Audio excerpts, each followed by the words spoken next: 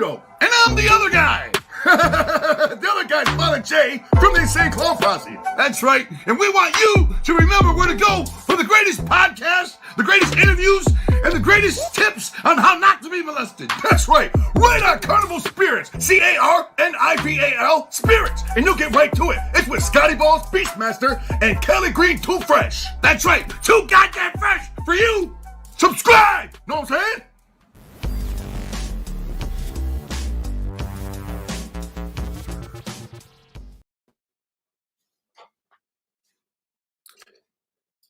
What's up, Carnival Spirits? Can you see me? Here I am. What's going on, everybody? We're back with another episode of the BeastMasteR Show here on Carnival Spirits. Today is the 13th. It's March 13th. That means it's 313 Day. Ain't that some sort of Detroit shit? A lot of anniversaries going down, a lot of freshness, a lot of celebratory things happening. We got an exciting show for you. I've got an awesome guest. I've got surprises up my sleeve. We got visuals. We got audio. We got video clips. I see all y'all in the chat. Thank you for tuning in, everybody. It's much appreciated. Of course, we're going to be doing a live giveaway at the end of the show, as always, and all that good shit. What's going on? I see all y'all. But again, we always kind of have a little bit of a late start, and that's just because I got to get my ducks in a row, got to get my shit together before we actually start the show. And as always, I've got some opening announcements, whatnot. We got to go through the rigmarole. First and foremost, you got to know where to find Carnival Spirits and myself on social media by checking out our link tree, which is in the description of all social media. I'm not going to show you actually, I guess I will. I'll show you the links because why not? If you haven't, you can definitely click through this shit. And let's see if I open up this one. There we go. So we got the Carnival Spirits link tree. Here you'll be able to find all the links that you desire.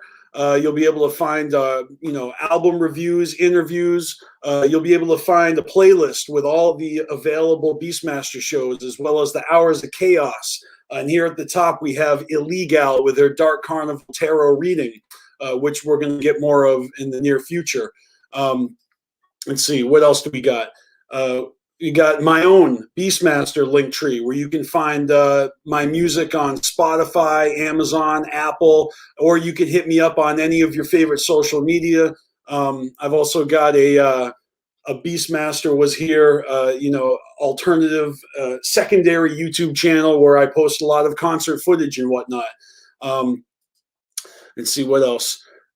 We got Replicon Radio that's doing their annual awards, where if you would like to vote for Carnival Spirits for radio show, podcast, YouTuber of the year, we are nominated. Although, like I've said many times before, I'm giving my vote to Don Chaos because this is for 2020, and he definitely deserves that shit from last year. Aside from that, just kind of hammering through this stuff.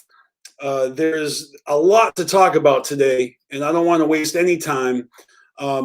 We've had a bunch of giveaway winners receiving their prizes because I mailed a shit ton of stuff out last week.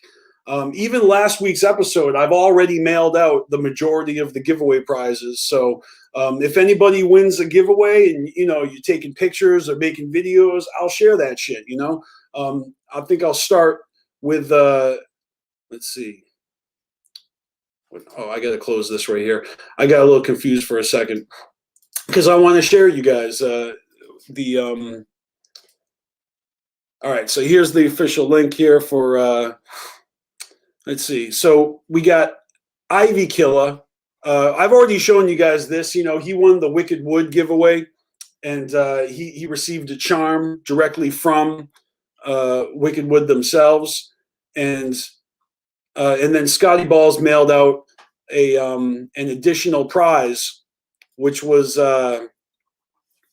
Wicked Wood's most recent CD, Simulated Reality, and so that CD has finally reached Ivy Killa out in Canada, and so he actually made a video on Twitch doing an unboxing of that, and I thought I'd actually share just a short snippet from that video for you guys. Not the whole thing, but you know, just a snippet of it.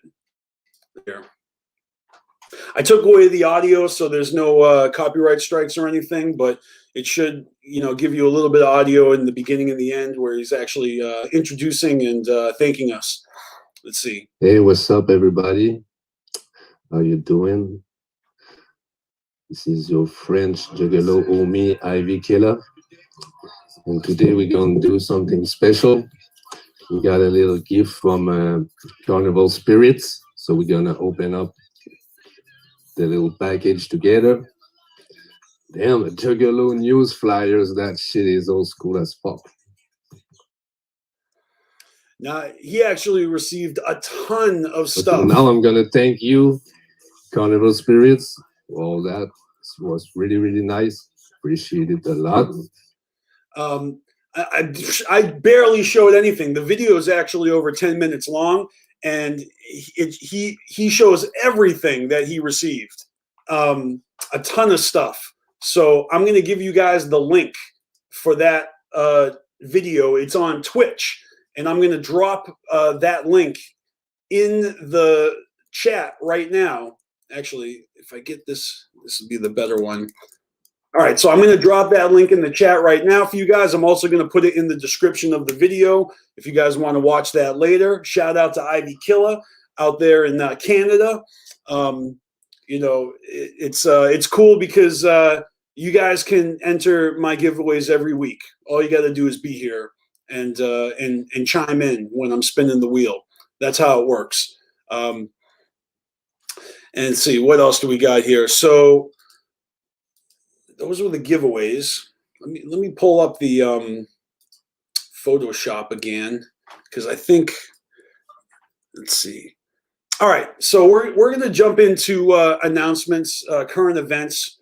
You know, literally right after the show was over last week, ICP had, I guess ICP announced, maybe they didn't announce it, but the actual Anime Midwest announced that they were having ICP headline their anime what convention. So in 2001, let's see, at the Grand Stage Hyatt Regency O'Hare on July 2nd, they're having ICP you know, perform at the Midwest Convention, part of the new ICP Unchugged series. And I guess the reason for the title Unchugged is because there won't be any Faygo sprayed at the show. And what they say is that you can wear your costumes, your makeup, and you won't get all messed up. And in order to comply with local venue rules, the concert has rules, restrictions in place, and there's no Faygo spraying. No soda bottles, no weapons, limited attendance, and tickets are already on sale. Now, we posted this on, you know, our Instagram, on Facebook, and there was a lot of hate.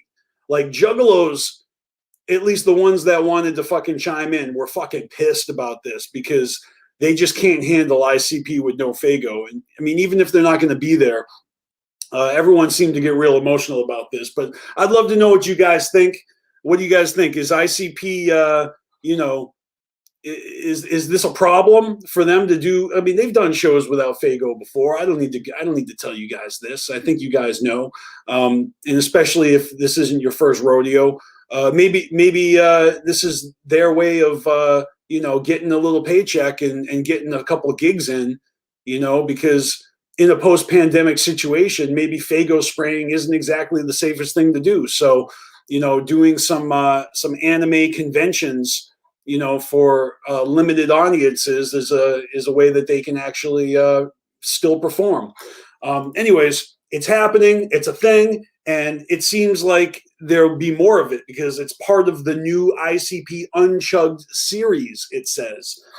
If anybody has any information about this, I'm curious because I don't really know too much. Yeah, I'm just happy that they're, back in action. Yeah, it's whatever. I mean, I'm not going to be attending, but it's nice to see them, back in action, instead of just doing virtual shows that that only people that, can super afford to be able to go to Detroit and, winning auctions and shit. You know what I mean?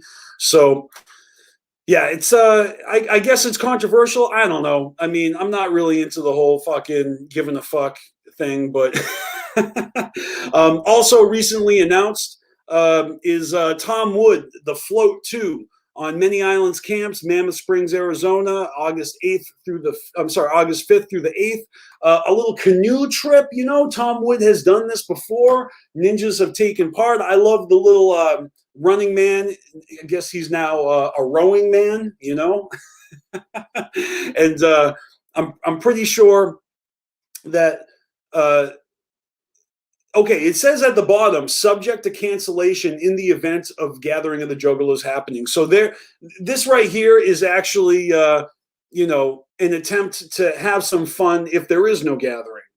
But he's willing to cancel this shit if the gathering actually goes down, which is kind of cool. Let's see. Callie's thinking about going to this. Are you talking about this or are you talking about Unchugged?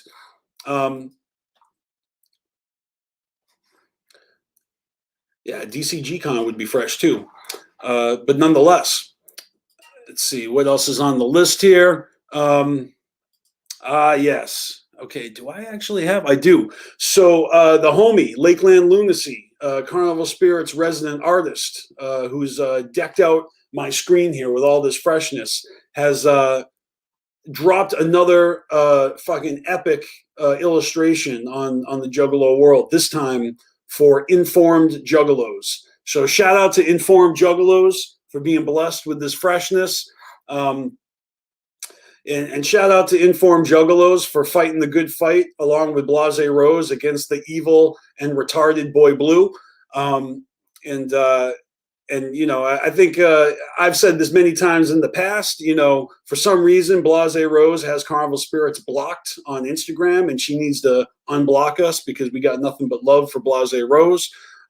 Maybe we shared something we shouldn't have shared or whatever. She got pissed off at us, but anyways, they had Blase on their YouTube channel. I think the video got taken down. I never had a chance to watch it, but at the end of the day, Informed Juggalos are good people, and this is a hell of a fucking illustration for them. Lakeland Lunacy never disappoints. He is always doing the freshest shit for the Juggalos. All right, what's next on the list? Oh yeah, speaking of YouTube happenings, there is another channel tonight after the BeastMasteR show going live, and they are having a fucking special guest. And let me just pull this up right quick. I'm talking about the homies from Team MUJ. That Shit Trash, That Shit Fire is going live, and they are playing our music, and they've got a special guest judge, Shaggy the Airhead, tonight. I believe 7 p.m. is what time? 3 hours from now. So it'll be after the BeastMasteR show. If you want to check that out, here it is. I've been submitting music to this series ever since they started it, and I actually didn't submit anything new this week, but they only played one of my tracks last week, so. My hope is that they play some of the other ones because the ones they didn't get to. And if I have to re-email them those tracks, I will. I'll get around to doing that. I don't know when I'll get around to doing that because I'm live right now, but shout out to Team MUJ. Those are the homies. And shout out to Shaggy the Airhead. You know, he's the ill producer. He's the creator of Lazy and Crazy. He's got a lot going on. And of course, he does production for ICP and Ouija Mac. And he's going to be the guest judge tonight, listening to the underground music submitted to this show. So that's something to look forward to. All right, what's next? Another homie, Joker's Gallery. You know, he's been doing a really fucking dope job creating just these fresh ass documentaries and sharing them with us. A couple of them I've been a part of, like the Amazing Jekyll Brothers, Bizarre Bazaar. You know, I submitted segments as well as many other ninjas. But recently, you know, Joker's Gallery has been uploading all of the segments of all of his documentaries to Fago lovers. And there is an ill playlist that you can find. Here it is. Again, I'll be putting links to all this stuff in the description of the video at the end of the show. But you can see here, there's just a shit ton of content from Joker's Gallery that he's been submitting or uploading on Fago lovers. You know, the 20 and 17 documentary. What else is there? That's a lot of segments. He's got Generation Twisted. He's got the 20 and 19, 20 years of Jake and Jack. He's got the History of Hallowicked documentary. A Bizarre History. That's the Bizarre Bazaar documentary. And he's also been making animated videos, music videos for various songs. One of which I most recently checked out that I thought was dope. And that is for ICP's Guts on the Ceiling. You know, I'm not playing the actual music, but just kind of skimming through here a little bit. You know, it's got animations and yeah, you should check this shit out. It's available on Fago lovers right now. Everyone's already subscribed to Fago lovers, so you know where to find that shit. All right, what's next on the list? All right, this is really fucking cool. In a couple of days, in fact, 2 days from today, specifically, is the 20th anniversary of when I gave a college speech on the Dark Carnival and had my roommate film it. And I eventually uploaded that video to my secondary YouTube channel 8 years ago. But as you can see right here, there's a little commercial playing. Yeah, the 20-year anniversary of when I gave this college speech is coming up in 2 days. And I just thought I'd mention that because this is actually like the most viewed thing I've ever done. It's got over 300,000 views on YouTube.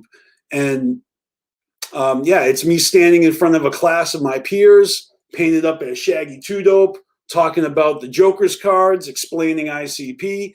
And so since it's the 20-year anniversary of this speech, next week on the show, I'm going to be dedicating a huge segment of the show next week to this speech, where I actually edited this speech up before I uploaded it, chopped it up and made it shorter, got rid of all the filler words, and just shortened it up. Next week, we're going to watch the entire speech unedited. And so that's something to look forward to. I don't often give you guys a clue on what we're doing in the future, but next week, we are going to watch the unedited version of my college speech on the Dark Carnival. And I'm a little nervous about that because, you know, this was 20 fucking years ago, and I was not as good of a speaker as I am right now. So it might be a little embarrassing. I don't know, for me, but I mean, the video's already up and it's got over 300,000 views, so it's already embarrassing. All right. so let me see here. Getting a message here from special guest of the week, and I just want to make sure that they have the appropriate link. Let me send that link again. I'm sending the link twice. See what happens. See if I get a positive result back. Let's see. And while they check that out, let's see what else here. All right. I'm going to make another correction slash addition to something we were doing last week. You know, last week we did a list of ICP sex songs on the show with Bridget Bites. And, you know, we started off with early shit from Dog Beats. And something that I actually forgot to include was this song, Ask You Something from Dog Beats, which was actually included on the re-release of Dog Beats, you know, the special alternative cover. Anyways, this is the video on YouTube. Ask You Something is one of those like ICP cover tunes, you know, like Let's Go All the Way, like the Money Death Pop title track, where they take a song that already exists and they change the lyrics and they make it different. And then this one, it's like, I be fucking. And I completely forgot to include this because it wasn't on Spotify. And so I didn't actually, I was kind of going by my Spotify list, and this one got omitted by accident. So I just wanted to give that a special, you know, shout out for being the song that I left off the list. And then next, this week we had the pleasure of seeing ICP drop merchandise for Strangle-Mania, because apparently it's the 25th anniversary of Strangle-Mania on VHS, which is fucking crazy. 25 years ago, you know, this merch is pretty dope. Shout out to Scotty Balls for posting on Carnival Spirits Instagram, you know, a little clip of Strangle-Mania, and that was really fun to watch because it had like, it said $25 on the fucking. Here, I'll play the clip because it's really fucking funny. Let's see here. Pull it up here.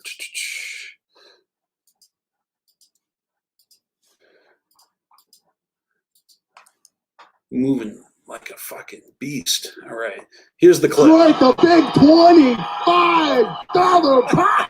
$25 goes to the winner of this big one, baby. That's right, all the big stars in this one. We got Malicious Mike. We got Big Larry. Big Larry. We're going up against the Skinny Wolf too, right? Oh, man, Hazel sparked the mess, brother. We got them all in this. I can't believe it. You know what I'm ready to do? I'm ready to get to the action. Let's go, Hazel, to the action and Russell. That's fucking awesome. Yeah, man, Strangle-Mania. I couldn't dig up the VHS, but I've got it, and I also picked it up on DVD when they re-released it.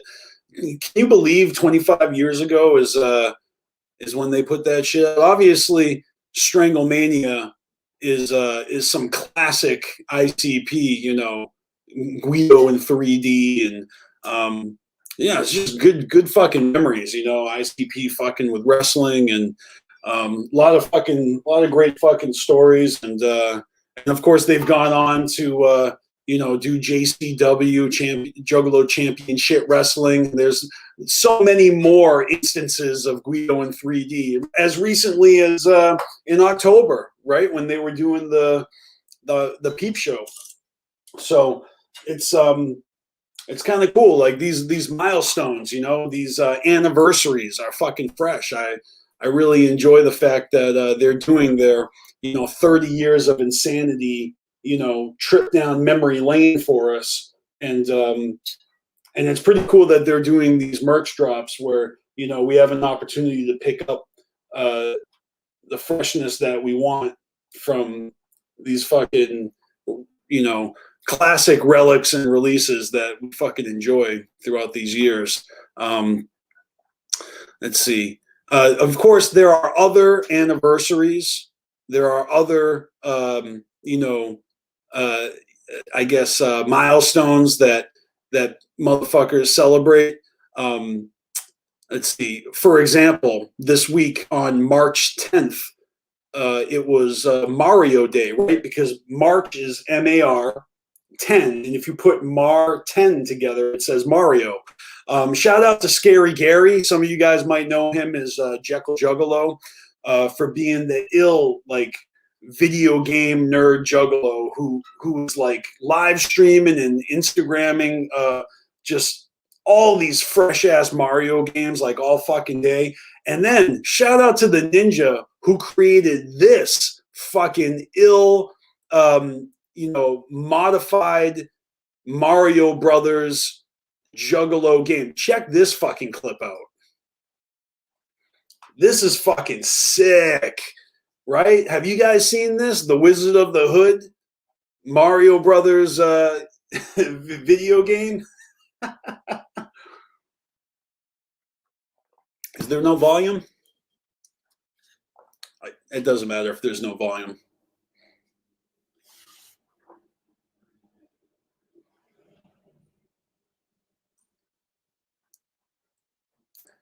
Play this game to win some cool merch.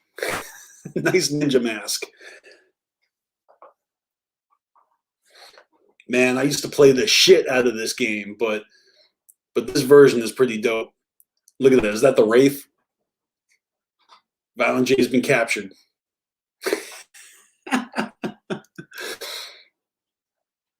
Saw the riddle box there.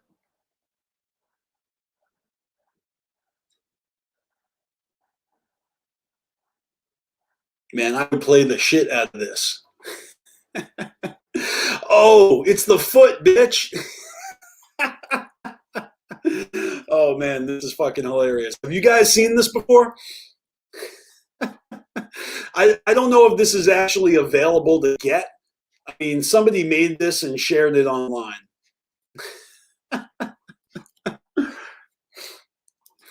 Go, Shaggy, go. No doubt. Oh, nice. The Jekyll brothers in the sky, right? Because it's the sun trying to kill you.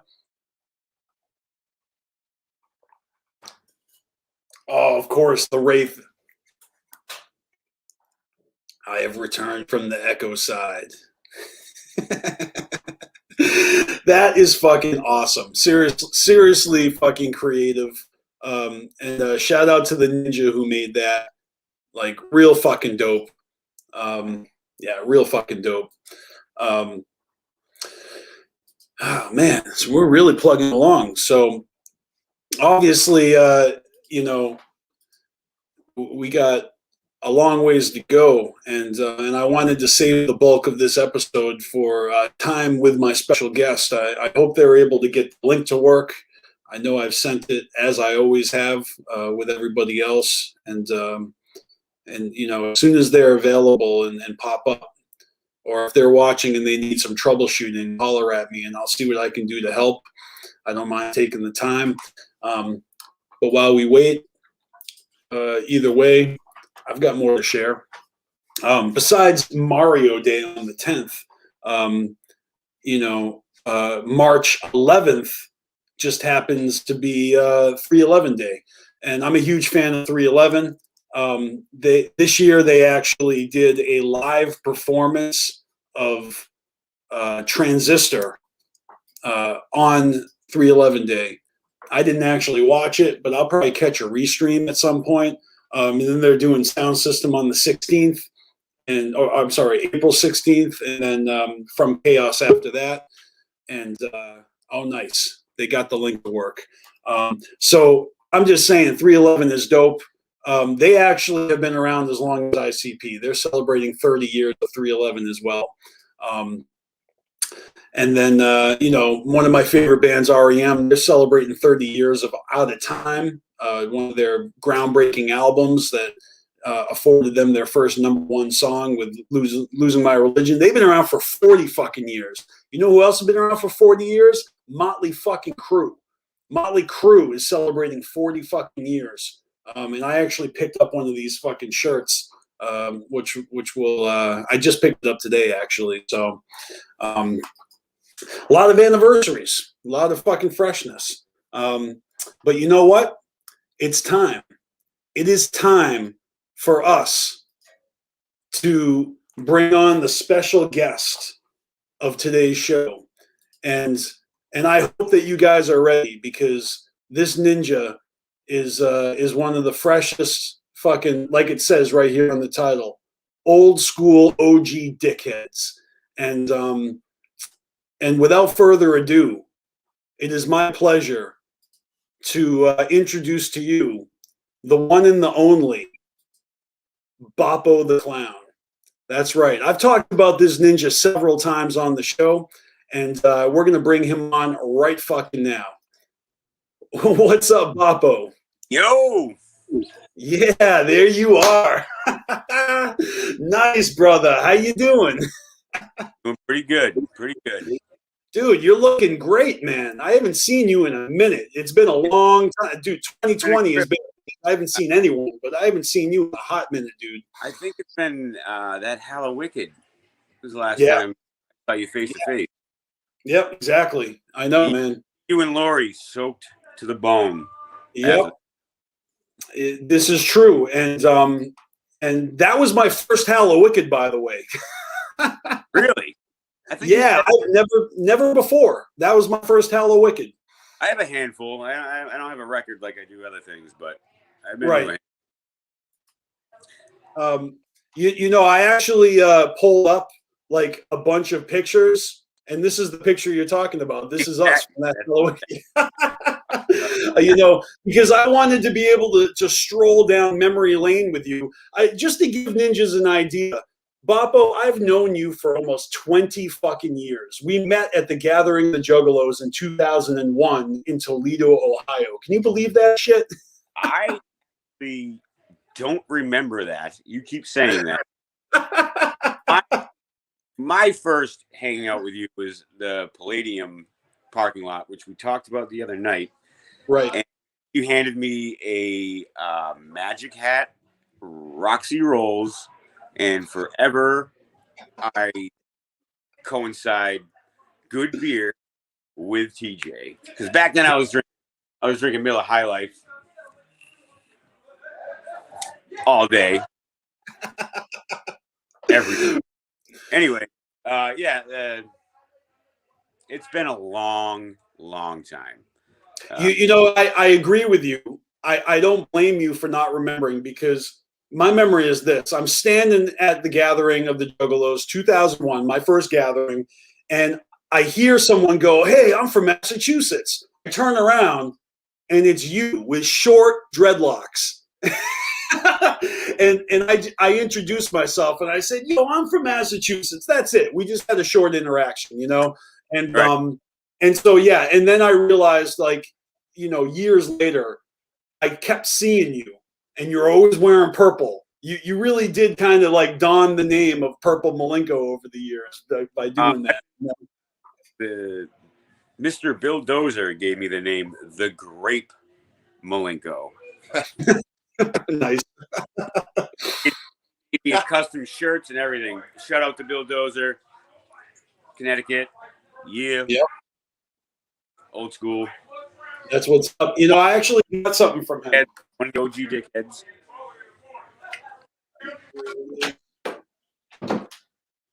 I don't know where it is. I got a fucking Juggalo mug from him one time. Oh, the coffee one? Yeah, the coffee mug. It's kicking around here somewhere. But yeah, man, it's just great to have you on the show finally. You know, we talked about it a while ago, and I always shout you out variously on Carnival Spirits, because you and Kung Fu Mikey are my two best friends that have been to every fucking gathering, and that is just impressive as fuck. Yeah, you can fucking dust your shoulders off for that. Every fucking gathering, Boppo. How the fuck did you pull that off? It's a lot. I don't know. I had a lot of issues back then too. But the gathering is above all. No matter what my issues were, no matter what I was, whatever. The number one thing ever is, actually, I take that back. Worcester shows. You do not miss a show at the Palladium with the clowns. That's one. Number two is the gathering. Right. I'm gathering just for one more show at the Palladium. Sorry. That's the deal. No doubt. It's the Palladium is just magical. Worcester is just something about us. So it's why we're all so tight. Like when you see New England, anybody that's been in Worcester, even Joey, 8 Boy, agrees that they drive 5 hours to a Palladium show, and it's the most magical place ever. Shout out to Joe. Yeah. It's really true, man. It is magical, and it's just it's so much fun. Like, here's a picture from a gathering a few years ago. You, me, and a bunch of motherfuckers. That's one of the pictures ever. That was one of my favorite gatherings ever. Yeah. It was just that was the year it went back to Legend Valley. Or correct. Yeah. No, they did. That year was awesome. The right people were there. Like, that picture right there tells you the right people were there. The right people were together. There was less random people, if that's fair enough to say. Yep, it is. It was just everybody appreciated being back at Legend Valley, because that Oklahoma shit, that was a different thing. Yeah, I missed Oklahoma, but I was there before. I mean, I was at the 17th gathering, and I was at that one. Yeah, you didn't miss much, in my opinion. Nice. The thing with this past year being canceled, I think I'm probably the only one that was extremely happy that it did, because I got to take a year off without missing. 20 years in a row is a lot to ask. And I finally got to just take a summer and I know it's everybody else's focal point all the time, but man, I needed a summer to just relax, and did it. I did it. It was good.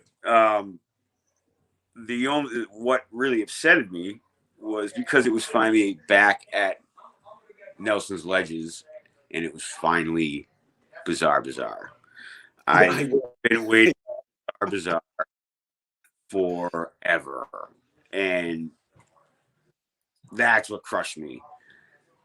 But it's gonna happen if they do it again. When they do it again, it better be Bizarre. Exactly. I mean, they're not going to just skip that concept. They got to pick it up where they left off, right?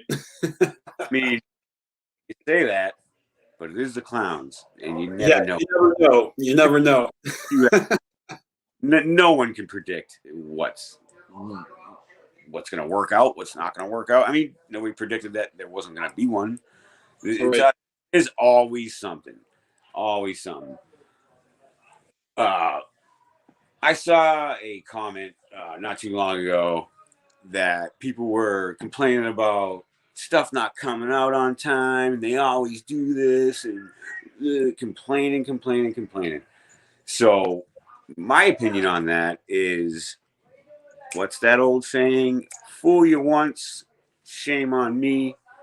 Fool you twice, shame on you. Well, at this point, it's a couple thousand times. And we still do it. We still pay attention. We still show up. You want to complain about it? What is this, your first year? This happens all the time. We're gonna keep doing this regardless if stuff comes out on time or not. You should be fucking used to it by now. Like, Sure. straight up, we're gonna keep doing it, and that's the bottom line. I agree with you 100%, and it has been fucking years, over a decade that they've been pulling that shit. So it does seem kind of silly to get triggered when it's almost like a guarantee that they're, you know, I'm just saying. You haven't been doing this as long if you're complaining about it, because Right. it's gonna happen. Things are Yep. gonna get different. Deal with it. Anyways. But at the same time, you know, musically, I know everyone has a right to their opinion, but for some reason, they never let me down. Every album hits a mark. You know, it just makes me feel good. Like, I really enjoy the fucking evolution of their fucking music. I really do, genuinely. You know, That Yum Yum lore blew my fucking mind. nice. That the EP they put out. What was that? House Party Peep Show EP. Yeah, that blew my mind. They those EPs they put out. Those are for us. Like, those are for people paying attention, people being patient, and then you get little gems like that. Anybody that's complaining about any of their music nowadays, anything new, listen to that. Listen to those. That's what you can't complain about. That's what you're asking for. And if you miss, that's on you. That's on you. That's not on anybody else. Yeah, it's just been a wild fucking existence, you know, like just being a part of this community and watching it grow and shrink and grow again. Like, it's never a dull moment, really. We've seen it in every way, shape, and form that it's been. I remember when I first started going to shows, people were scared of juggalos. We were scary. We're almost a joke. Saturday Night Live and all that, poking fun and whatnot. We were in 1998. You walking around Worcester in fucking clown paint. People were fucking scared. We are all right. Let me back up a second. Can I just please do. Let me tell you about my first show when I was 14 at the Worcester Palladium. We watched documentary, me and my boys, and we went to the show. We showed up mad early, and these kids showed up with. I was just telling the story last night. Showed up with grocery bags. If you've ever been to the Palladium, you know that there's the marquee in the front. So there's the front area, and there's a corner, and it goes all the way down and around. So I was right at the corner, right there, and these kids show up. In the bags are rolls of toilet paper, 3 dozen eggs, and 2 gallons of milk. They're not baking a cake. I'll tell you that right now. They started playing football with the toilet paper across the busy intersection in Worcester, right in front. That was like, oh, that's fun. Then they pulled out the eggs, and people would stop at the intersection. They would wait until the light turned green and just start whipping eggs at cars. And it was fun. I mean, it was having a blast. Then the milk came out, and they waited and waited and waited. And finally, the perfect target drove by, a black limo. And these kids took the gallon of milk and just bam, all over the side. They drove away. And within, mind you, the Palladium's here. The Worcester Police Department is about here. Right. Paddy wagon, real quick. They just started taking people out of the line. You in the paddy wagon. You like they filled it, went away, and the cops were on our ass the rest of the night. Like it went from party time to almost a revolt. I was 14. I was hiding behind somebody. Somebody was hiding behind me. Like this is my first show, and I'm seeing people getting arrested. A whole half the line in front of me are arrested. That was my introduction to clown shit. So yeah, people were scared of us back in the day. I remember my first show was in '97 at the Paradise, and it was September, and I just remember being in the front row. The Paradise. Yeah. No way. When it? Yeah. How did I not know about that? The Paradise is big. Does that exist? Yeah. It shut down, and they reopened. The Paradise reopened somewhere else. So it was the original Paradise. Kind of like Lupo's. Yeah, yeah, and Lupo's was a great venue to see him too, because it was a historical venue, and it was like short and wide, so the bar was right there. But you know what I mean? Like just a crazy place for a show. Those evil columns in the middle of the floor. You crowd surf, get thrown right into the. Those I got fucked up by those a couple times. Tell me about it. I mean, the Lupo's also had zero ventilation. When you packed that place, it was. I passed out the second time I went there just from not being able to breathe. Like you want to talk like old school punk rock type venue? That's Lupo's. That's the original Lupo's. Then they did Lupo's at the Strand. I actually lived right around the corner last year from the Strand. Now, anyways, I'm getting off. No, it's all good. Good memories, man. Let's go. Yeah, dude, the venues that they played over the years, it used to be like Boston on Lansdowne Street and Lupo's, and then once Worcester became the hub, you really started to see it like blossom into like a clown town, you know? They didn't play anywhere else. Once they started Lupo's, Palladium, that was it. You don't need to go to Boston. They don't need to deal with that. Playing in the middle of the city, especially Boston, is a fucking pain in the ass.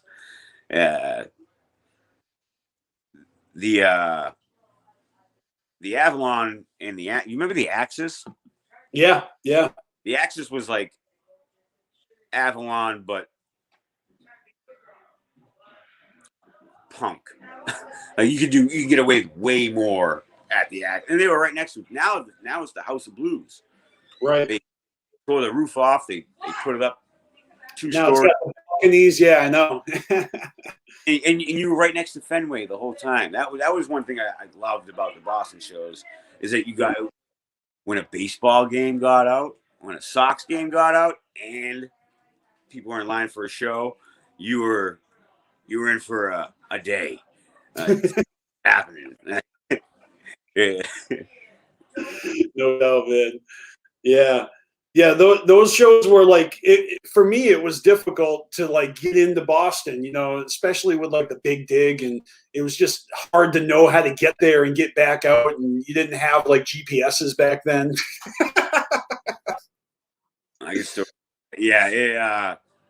Trying to get home, especially taking the train and stuff, like you'd have to almost leave before the show was over if you really wanted to catch that red line to the commuter rail or whatever. You were screwed if and I have been stranded before. Right.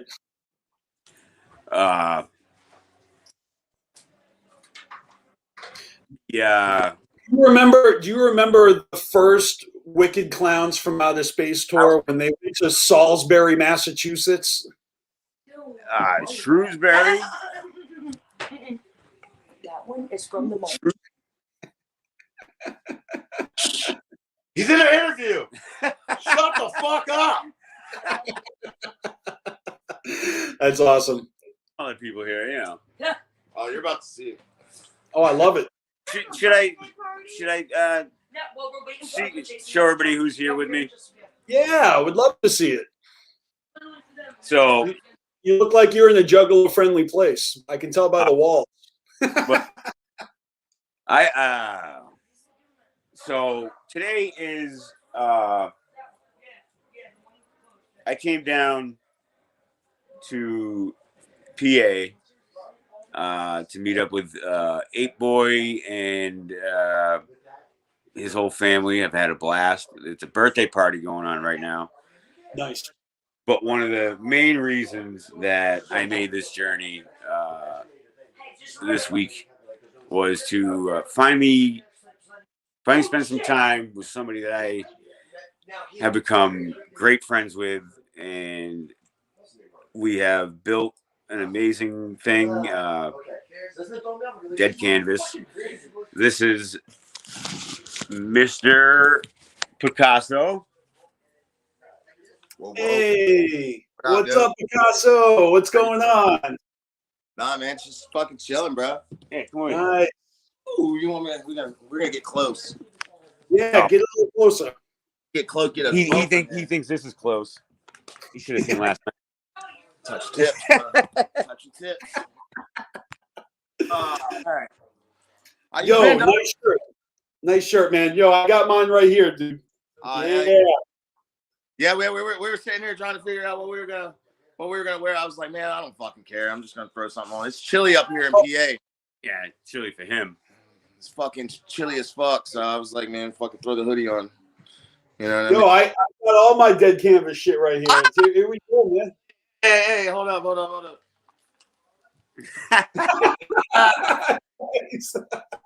That's what's up. Bro, And yo, Boppo, I gotta show love to you too, brother. Here we go. I got your Dead shirt right here, man.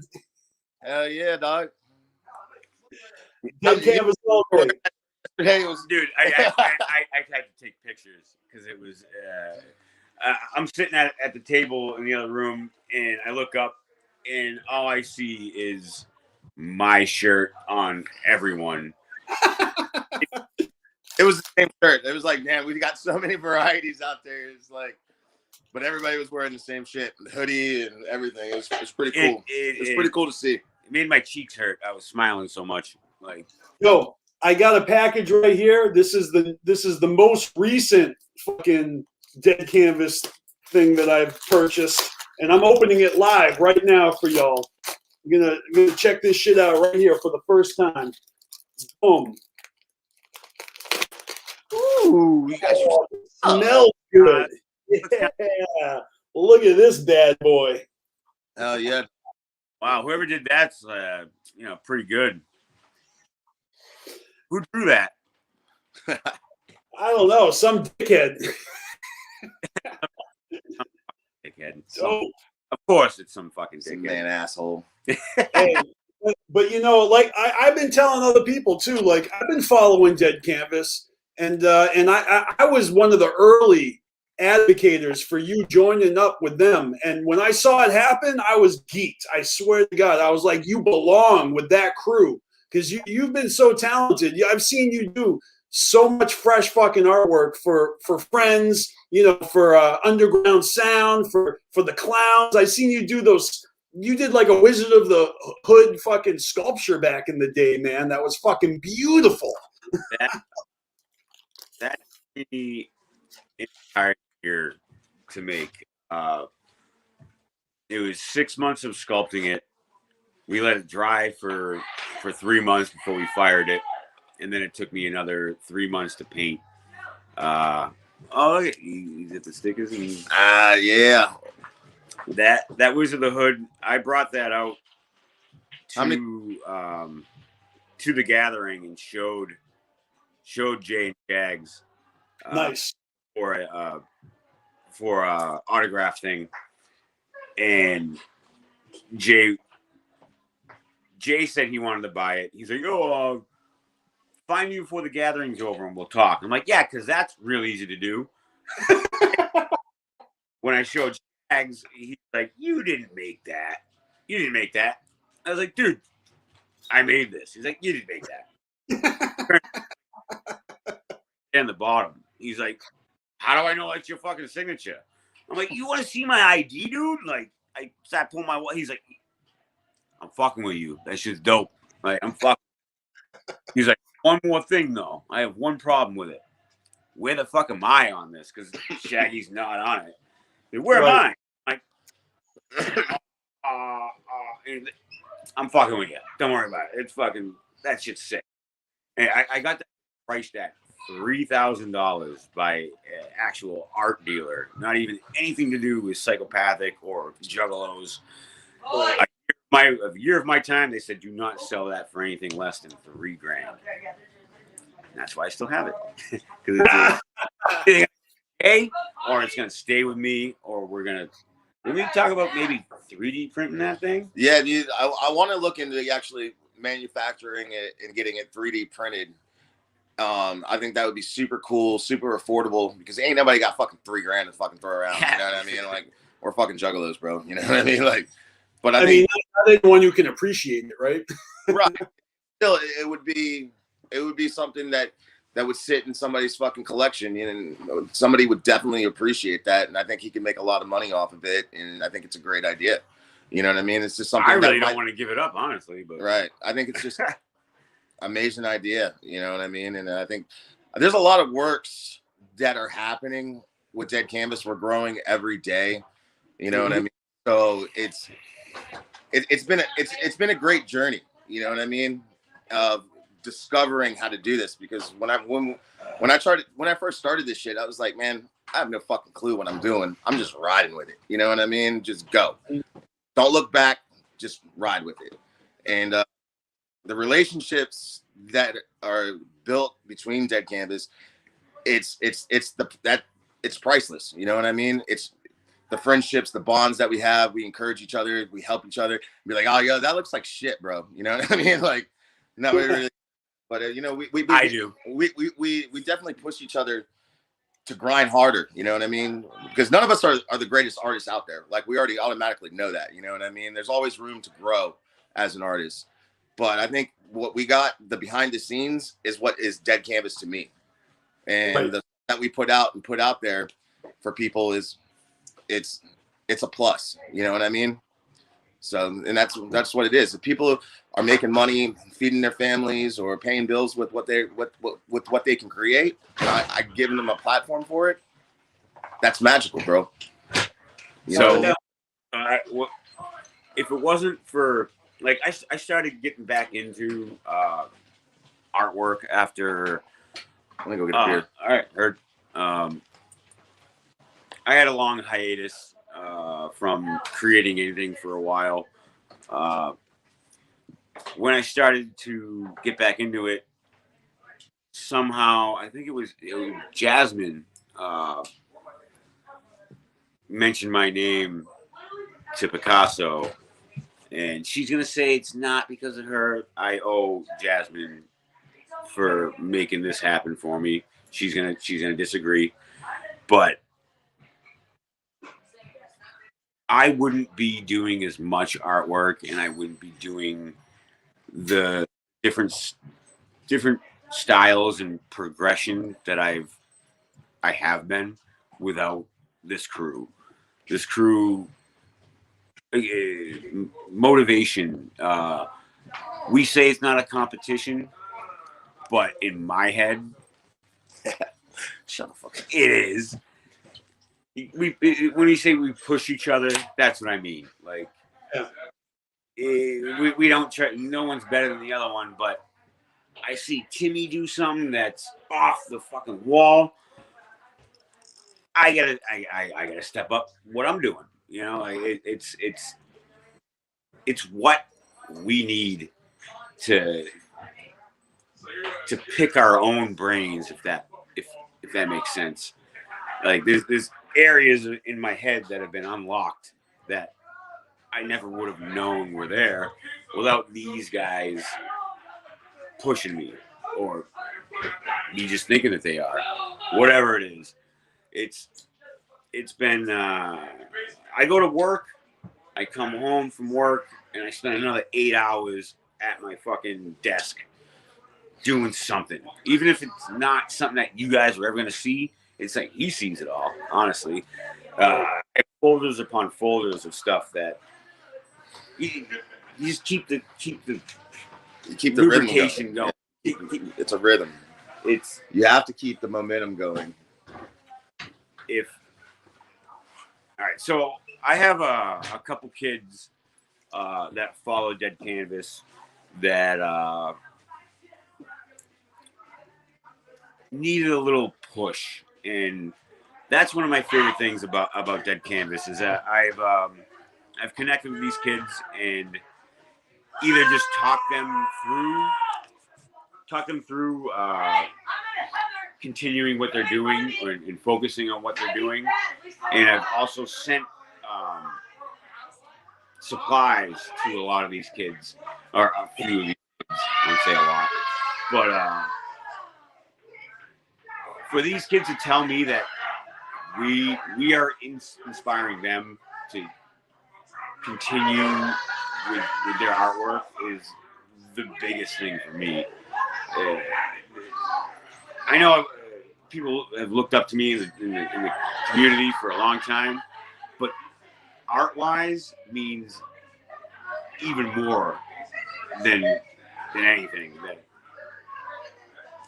It just means so much to me. You're talented as fuck, bro. And to be honest with you, when there was like a 3-month period before Boppo even signed on to Dead Canvas, you know what I mean? Or like not really signed, but joined Dead Canvas.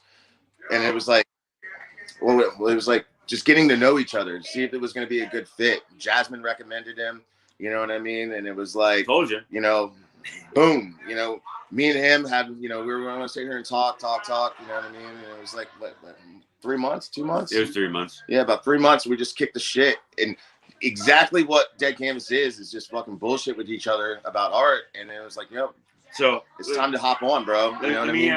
Let me tell you the way it went down with me. Is I hit him.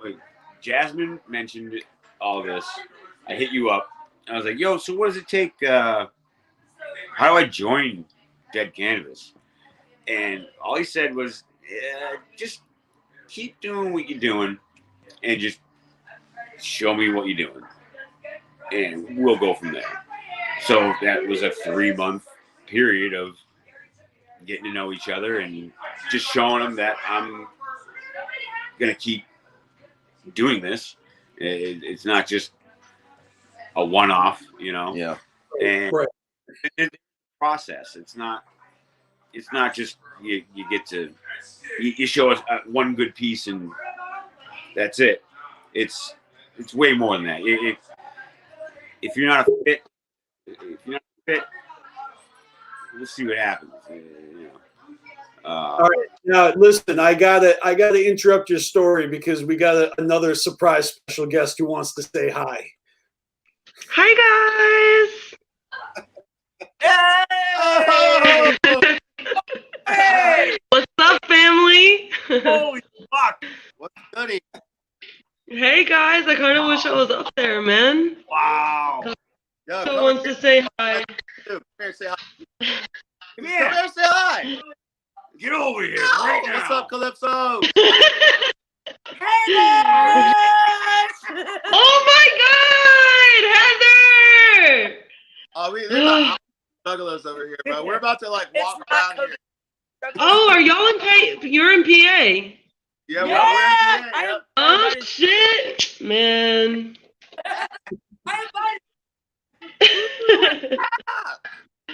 Hi, Calypso. Say hi. Go play. Yeah. Or stay right here, either one. Oh, look, Mommy made that. I didn't see that. Rockin'. Dead Canvas.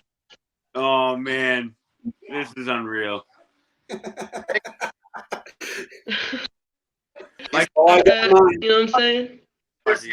There's that simple magic, bro. It's like we got the family here, dog. You know what I mean? It's a wonderful feeling to see. It, like, we don't get to see Jack much, you know what I mean, as much as we want to. But you know, she's grinding her ass off. I'm proud of her. So I just got accepted into the apprenticeship, so I should be able to like focus on art again. I know I've been saying that for a minute, but being an adult is hard. Sweetie. we're just kids.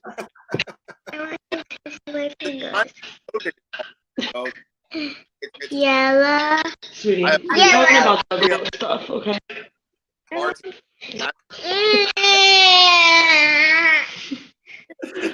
I'm sorry, you guys. This is why I'm so absent. Like, This is John. It's chaos. oh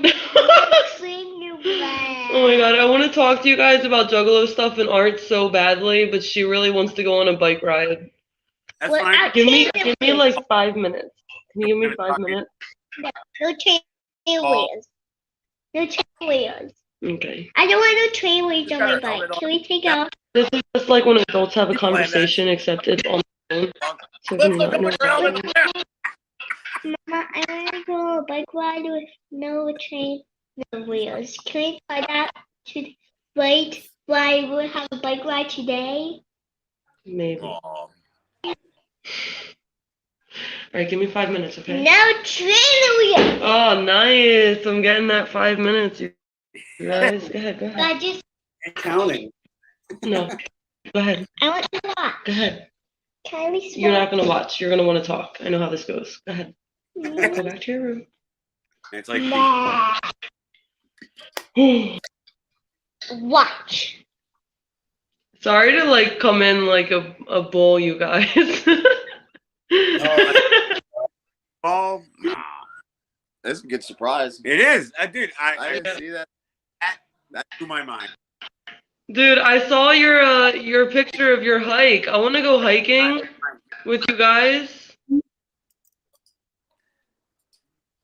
What happened? Can I see a picture? I saw that picture you guys posted of your hike. Yeah. Looks legit. I wish I was there. That's my thinking spot, bro. That Really? back to his house. Yeah, I yeah. got to see the mountain before anything else. There's been a lot of change in my mindset and the way I want to do things with my life recently. So I've been doing a lot of things more healthier and where I want to be in life and not focus. I spent a lot of years destroying my body, you know what I mean? Working long, missing family time, kids, and all that, you know. So I'm retiring bartending. Last shift. I'm about to start going into some fiber optic work and getting fucking like, you know, I'm not probably making as much, but COVID, I'm not making it anymore. But I see it. I just see it, a lot of positivity that has been growing. You know, so I took them up to my favorite spot around my house, and like the peak of that mountain is just so serene. It's just a beautiful place to go see. You're gonna be in Virginia, fucking 3. You know, I'm gonna let you see something that means something to me. Yeah, 30. No, that's the thing. It's okay. Dude, I love that. That's awesome. I'm like really, really, really, really happy for you. It's nice to like, those types of changes are never easy, but they're always worth it. No, I'm super nervous. What you're doing, the changes you've been making are incredible, and you are. We're proud of you, Jazzy. Yeah, hell yeah. Thank you. I've been like real worried about you guys being mad because I've been so absent, but like I've really been grinding my ass off. You know what I mean? Look, dude. Like I said today, well, give a fuck. You know what I mean? If start for the language, you know? But I don't care if you start out. You're still a part of this. You know what I mean? We hit up from time to time to check up on each other and make sure that we're doing all right. Leave. Yeah.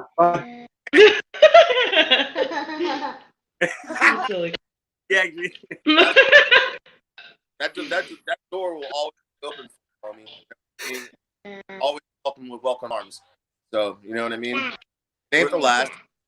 I just see this. You got so talent, girl, and knows it. You're a fucking shooting star, girl. Not too hard.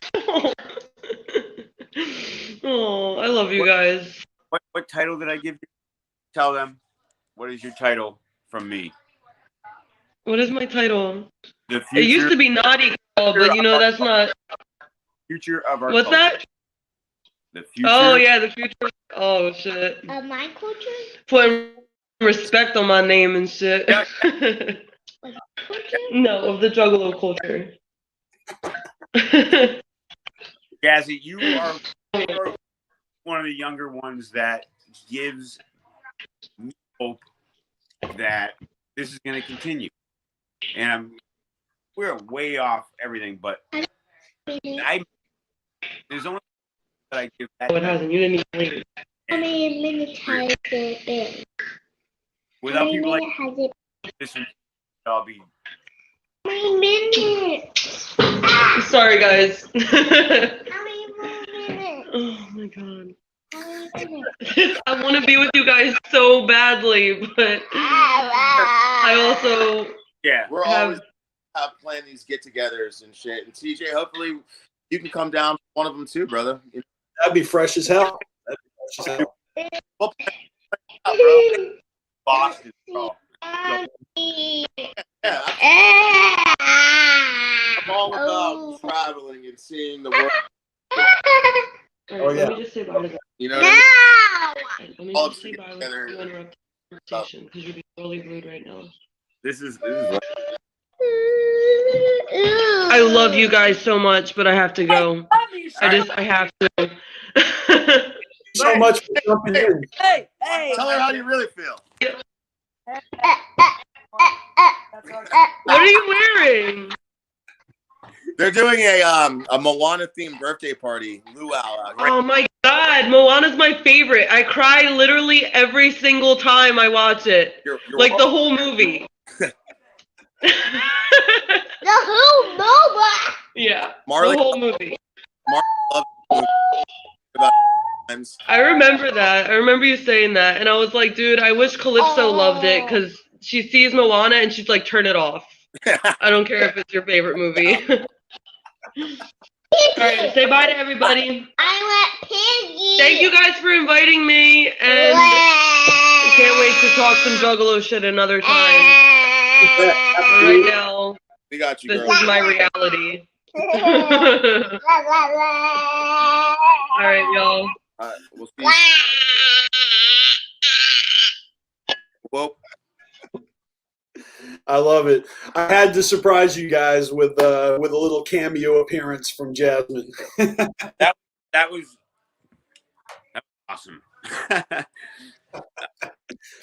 Expect that.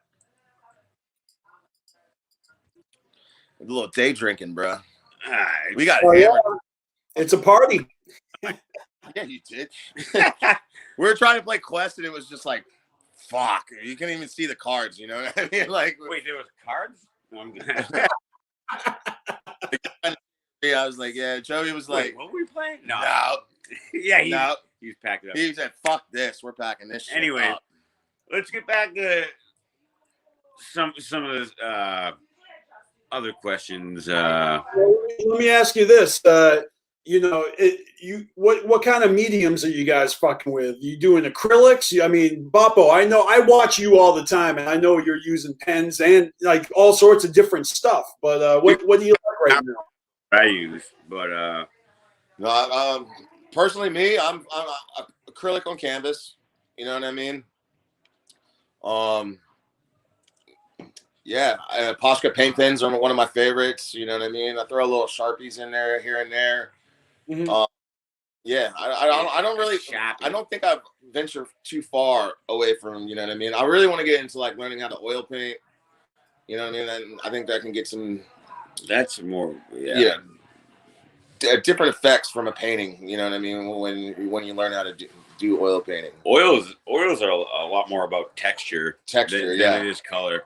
And oils are just, I dabbled with it in high school. It takes forever to dry. It's a fucking pain in the ass, is what it is. I'll be sitting there with a blow dryer, like on the end with my acrylic. I need that shit and stuff to be like real fast. You just breathe on it. Your mouth is big enough. Oh, shut the fuck up. Do you guys know how small he is compared to me? Oh, I know how small Boppo is. Yeah, but it's like I'm like 3 times the size of him. He's a foot taller than me and got me about at least. He says 100 pounds. It's about 150. It's fucking insane, dude.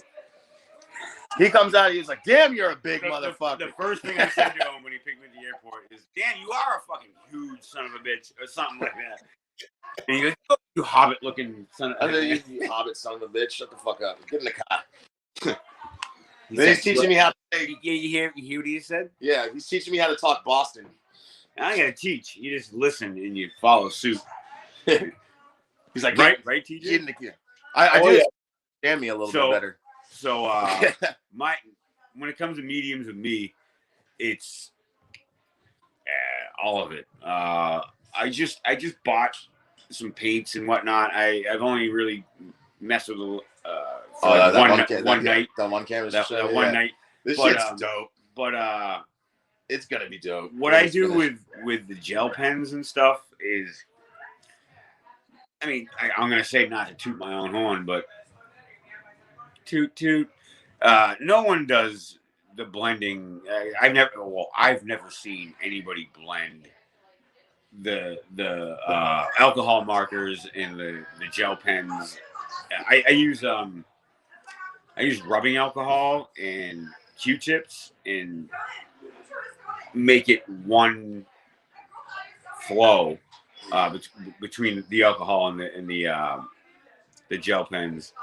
The glitter. All right, so when you buy an original from me, Mm-hmm. You're never gonna be able to get a print the same way, because the glitter and the metallics, I focus on the shine of a piece. The way you hold it in the light, you'll see things that you won't without the light. It gives it a whole other dimension in the right way. Yeah, you're good. like I said, it's the first thing I said to Boppo when he was showing me his work, and I was like, "You have a style of your own that nobody else can really touch." You know what I mean? That's what's unique about you. You know how I do it. You know, he doesn't. It works for him, and it flows, and it's definitely appreciated. You know what I mean? And he's so technical with his work. And the small details, you know, that he fits into everything, you know what I mean? And the hidden messages that he has in his artwork. We were talking about that on the way up here. And it's an element of its own. So, you know what I mean? You get more than you bargain for when you buy a piece from him. Because it's going to definitely, because he's working with, you know, his stock paper and whatnot. But it's not a canvas. But you know what? This motherfucker's sending it to you framed, you know what I mean? Guaranteed, you know? And the stuff that he does, like I commissioned him for a piece for my homie, and my homie commissioned him for a piece. It was a gift for Christmas, you know what I mean? And I was like, "Can you do this family portrait?" You know what I mean? And he was like, "Well, what do you want me to do?" And I was like, "I didn't ask you that. Just do you. I don't give a fuck what it's gonna look like. I know it's gonna turn out dope. Just do you." And that's what I wanted. And what he came up with, he's so technical about his work, and it's so smart. And like he'll take pictures and go through your Facebook and find things that he sees. You know what? This picture meant something. You know what I mean? This picture is going to mean something. You know, for my birthday, we were about to do an art show, and you know, we were about to do an art show, and he was like rushing to send me prints real quick so I can sell them for him. You know what I mean? And I was like, all right, bet. You know, I'll bring these out there. And then in the prints, there was a piece that he just did for my birthday. You know what I mean? And it was me and my dad before he passed away. It was me and him having a picture of us having our last beer together. Oh, I've seen that one. That's incredible, man. Yep. Right. And like instantly, you know what I mean? Like I might be a fucking giant, but instantly, you know what I mean? I just fucking start tearing up, and it just touched me because people are just not genuine anymore. You know what I mean? And that's what we look for is good people. You know what I mean? And that meant more. It was one of the nicest things anybody's ever fucking done for me. You know what I mean? And took me up underneath my feet pretty much. You know what I mean? And I praise it. It's like, it's right there. You know what I mean? Like I lost my dad and I lost my best friend 8 days apart from each other. You know what I mean? My best friend was murdered by his own fucking brother. You know what I mean? My dad died of cancer. So in that time period, like when I said I was like, you know, destroying my fucking self, you know, and I got to go too much in detail about that, but I was in a dark place for a long time. And then me and Crystal, Marley got pregnant, and I started fucking, you know, pulling myself together out of this hole that I was never going to get out of. And then, you know, I felt, you know, I'm still doing art. Why not? You know, and this is how Dead Canvas develops. Exactly. This is what, you know. This is the type of thing that makes this more than just artwork. This is, you know, we're not messing around here. Like representing. It's the positivity of life that drives us to do better. Is what this is about. You know what I mean? We can all sit in the house and just fucking sit here and watch Netflix all fucking day, but you know what I mean?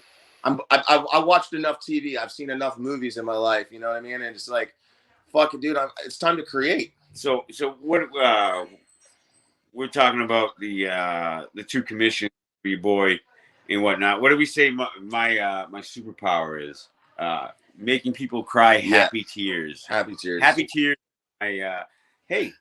That's another medium right there. Happy tears. I'm gonna collect these happy tears. Actually, you get a couple of his fucking tears in a fucking penny because he's crying because he's happy he did it for you. Yeah, that's 100% true. He signs it with a tear.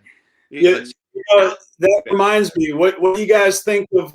What do you guys think of the announcement of the clown heads with the actual Wicked Clown blood included on the prints? That's a real thing. I'm stoked for it. I can't wait to see it. I hope I can afford it. You know what I mean? Get one of those paintings. Wait a minute. What did I say at the beginning of this, though, TJ? They say things. Right.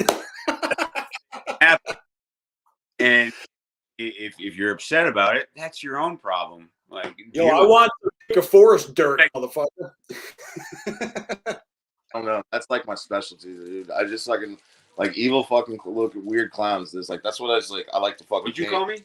You're a fucking weird short clown. I love it. I love it, man. Who? Everyone's short here, dude. Everyone. That means I don't think there's anybody over fucking 5'6" here. I think. You're like a wizard visiting the Shire, huh? Yeah, dude. I was like, God damn. I don't even watch those movies, and I got that because. That's fucking great. Wizard. Fuck him. Fuck him. Call me a wizard. I'll take it. Don't anymore. Fucking hex you, bitch. That's right. And we're fucking loony, man. We have a good time, brother, and that's what life is about, bro. It's just super awesome, man. What are you doing? I'm working for. I've been following you for a while, brother. All right, what are you doing? Say hi. Kids. All right. She don't care. To take the phone out there. We are. All right. We just found out it's about to be pure bedlam. Fuck. So go out there. It was good food. All right. We're going. All right. So Don't quote my name. Take me on tour. Yeah. Let's Loki, do it to it. Let's move the bottles off because all the kids are about to leave. All right. We're probably gonna have to break off somewhat. That's fine. Let's yo, who wants to say hi to TJ? Carnival Spirits, Rocco.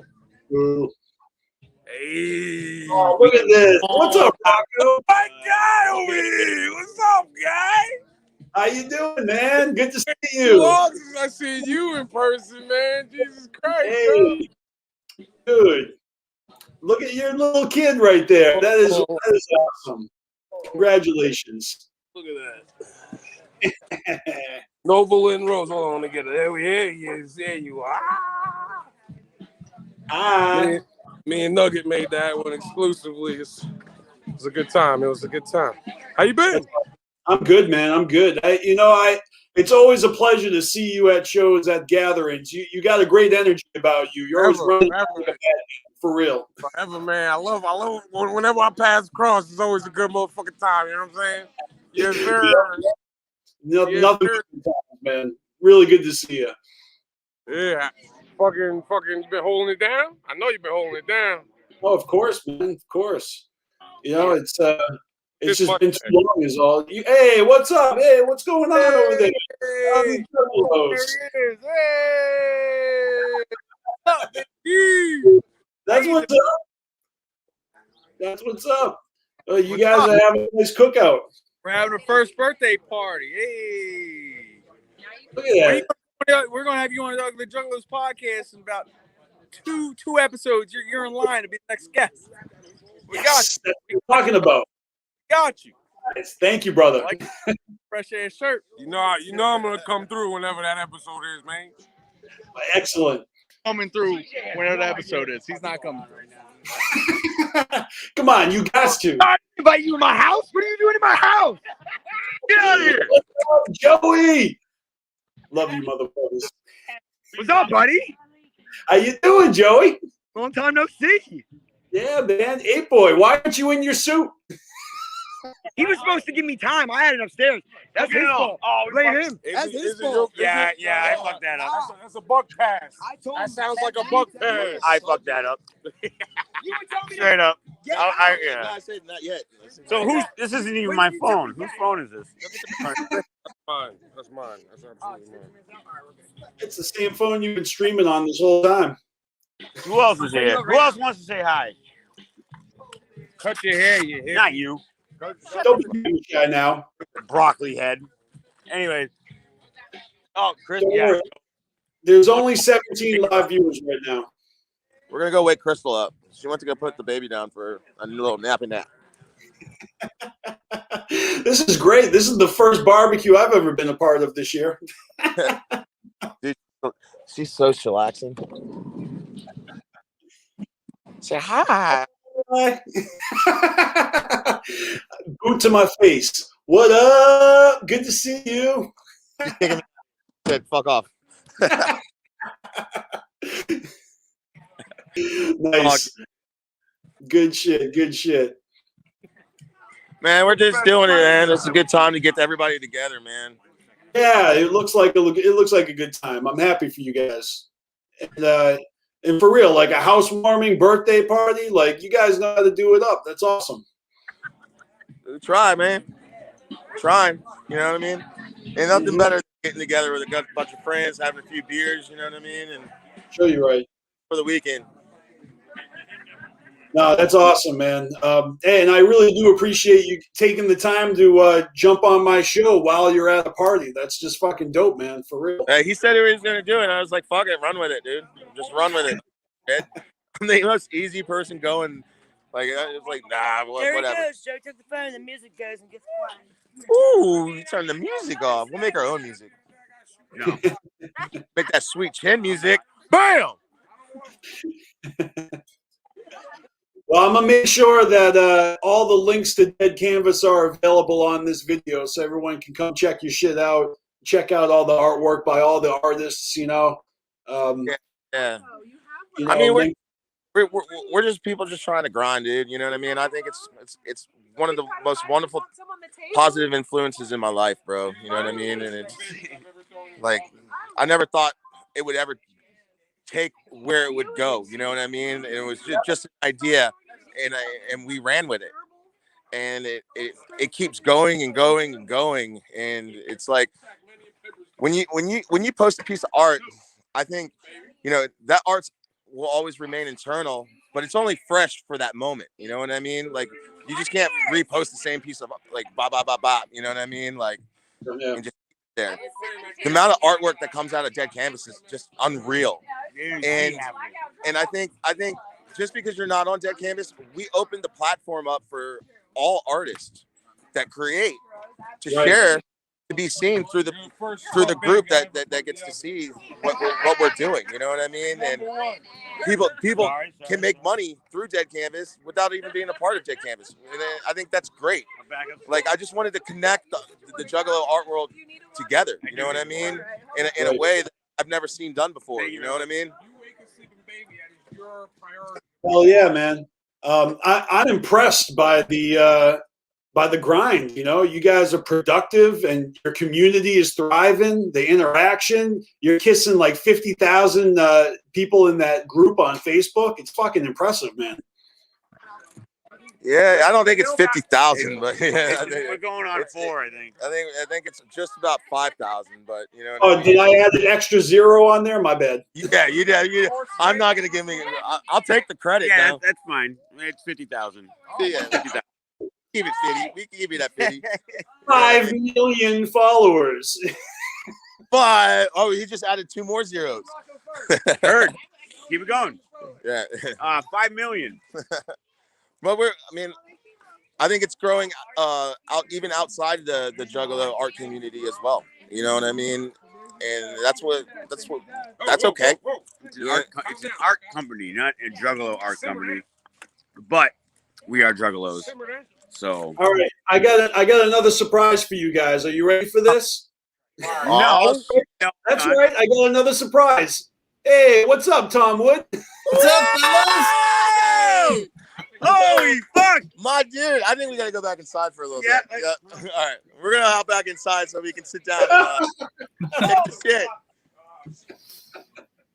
He just crashed the party. What have I missed? Hey, you guys get cake? Oh, where'd the fucking cake go? Oh, it's over here. This way. You're welcome. There we go. The movie Moana. I'm centered. It's the most beautiful cake I've ever seen in my life. Wow. Holy shit. Yeah, we're celebrating Winter's birthday.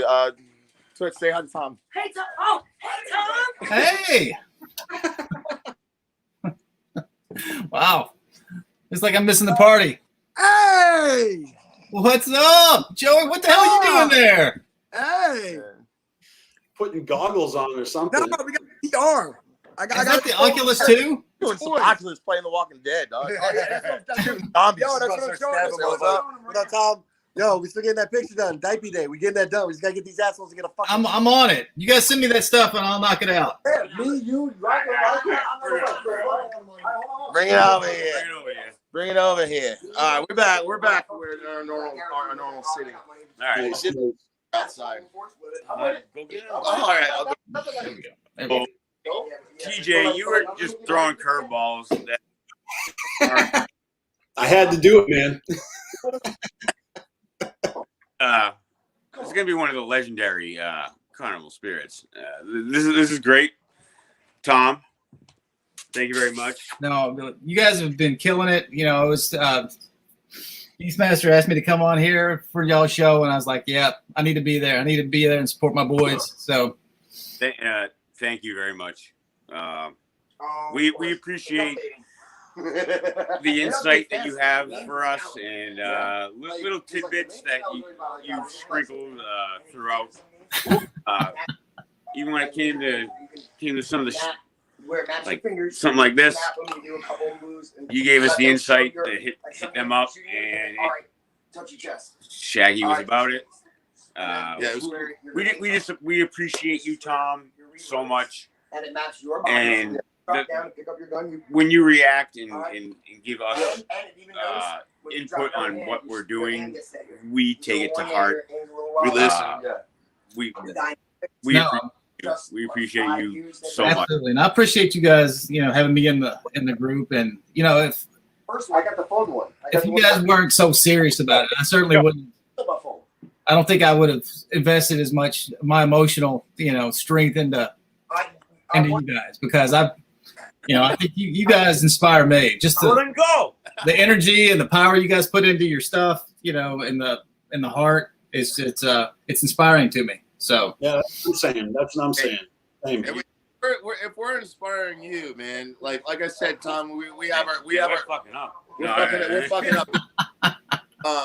You know, like I said this to you 100 times, Tom, man. And like, thank you for taking me underneath your wing and letting me understudy through you. You know what I mean?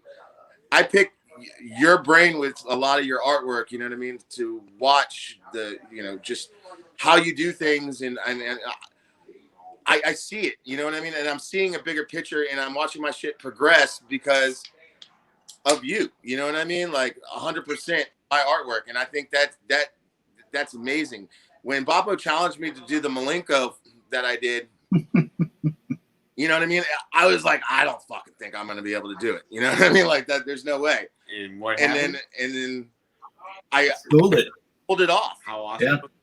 You know, I saw the blending in the colors, and I did a whole new technique. I used a whole new technique where usually I didn't even sketch anything out. You know what I mean? Like you did the wash. I did a gray wash behind it. You know, and I study art like it's nobody's business. I watch artists. I don't. I live. If I'm watching like YouTube or something, I'm watching artists. I'm watching graffiti tutorials, you know, and like just that's what interests me personally. And like to see people create and it overwhelms me, you know what I mean? And like I'm just so glad I could be a part of something. Like to me, I'm like this big in the art world, you know what I mean? Like to a lot of people might say, hey, you're out here fucking doing shit, you know what I mean? I'm like, I got a long way to go. You know what I mean? To make a name for myself, you know what I mean? But that's how I personally feel, you know? I've came a long way. Maybe if you were as big in the art world as you are in real life. Oh, yeah. Well, yeah, I think that was a good one. Yeah, that's pretty. That came out of nowhere. Didn't see that one coming. But I think we all kind of need to not let ourselves think of ourselves as big in the art world because I think we're all just as small, but just as important. I mean, we all have our different looks. People say they want to try to do my look, and I try to tell them, you know, you need to have your own, you know, look. I'm glad it's nice that that I've inspired you to develop that, but I think you need to have, you know, a look that you call your own. And I think that you know, the style that you did when you did the Malenko was fantastic. Even though, you know, you was using my piece as an inspiration, you made it your piece. You know, I think that thing was all on its own. And the style that you was, you know, ballsy enough to try, you know, that's the confidence you have to have when you go into all these pieces. And I think we're all pretty down to earth people. You know, we're not good at shouting our own praises. I don't think any of us are. No, that's why, you know, I've got 2 agents that go out there and tell everybody how awesome I am and sell my shit, and that's great. But I'm not good at it, you know. And but when I go into a piece, I'm pretty arrogant about moving into that thing. I know I'm gonna own this fucker, or it's gonna kill me. So and I think that we all have to have that in us. We're not good at showing it outwardly, but inside you have to be kind of a dick sometimes when you're moving into those pieces. Wait, inward. I totally understand, and I've gotten out of my own regulated in my head. Like I was about straight lines, being a graffiti artist a while ago, and trying to bring the whole point with me with my own point with Dead Canvas is to show people that I'm not just a graffiti artist. Right. I'm branching out, and that's why when people ask me to do lettering and stuff nowadays, I'm not really excited about it. The progress I've made and everything is a combination of the support from him you, everyone, like what you said, being big inside. That's what Dead Canvas does for me. They tell me that what I'm doing is good, and a lot of people feel that way, but I hear it directly from people that I now love and trust. Right. And then hearing stuff from you and everybody, like it's just that's the key. That's the motivation. Like you said when you first got in the group chat with us and whatnot, like-minded people talking about what they do is what's gonna make progress, and that's exactly what this is. Even if like What did I say last night? Where it was like, you know, I got a lot of friends that are not really much doing the same shit. You know what I mean? And there's nothing wrong with certain people and stuff like that, but I grew out of that phase in my life, and I wanted to surround myself with people that are doing what I want to do, right, on a constant basis. And it's like that theory is like, you know what I mean? You hang out with people that are going to work at a gas station, you're probably going to work at a gas station. You're going to hang out with millionaires, you're going to fucking be a millionaire one day. You know what I mean? Like, you want to be an artist, you know what I mean? Like, you're not allowed to say, you know what I mean, anymore. Oh, yeah. Yep, check. That's one. It. Yep. That's all right. It. Okay. You know what I mean? Check two. But really, without Dead Canvas, I wouldn't be. You're not allowed to say "I" anymore. Shut the fuck up.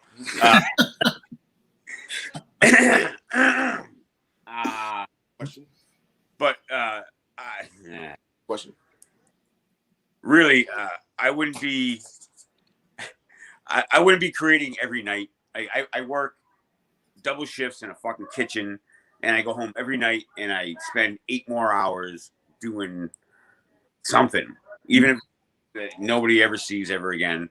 Maybe he sees it for 5 seconds once, but it's that motivation, it's that grind that this created, and it's amazing. And thank you, Tom, for everything. Thank you, TJ, for making this happen. That's two huge surprises. Thank you for supporting you son of a bitch. Like you do, TJ. Well, Boppo, we're all proud of the stuff that you've been putting out. I think I've watched all you guys grow. Even though I'm not on the chats a lot, it just seems like I've sort of buried myself in work here lately. But I'm always going there and I scan to see what Dead Canvas is doing and what you guys and you chime in track of everything that's going on. And that announcement that you made the other night, Picasso, that you left your bartending gig and you were full time now. That's huge. I mean, that is a huge step. I'm not doing full-time art. There's no way that I can personally support myself and the family just doing art right off the get.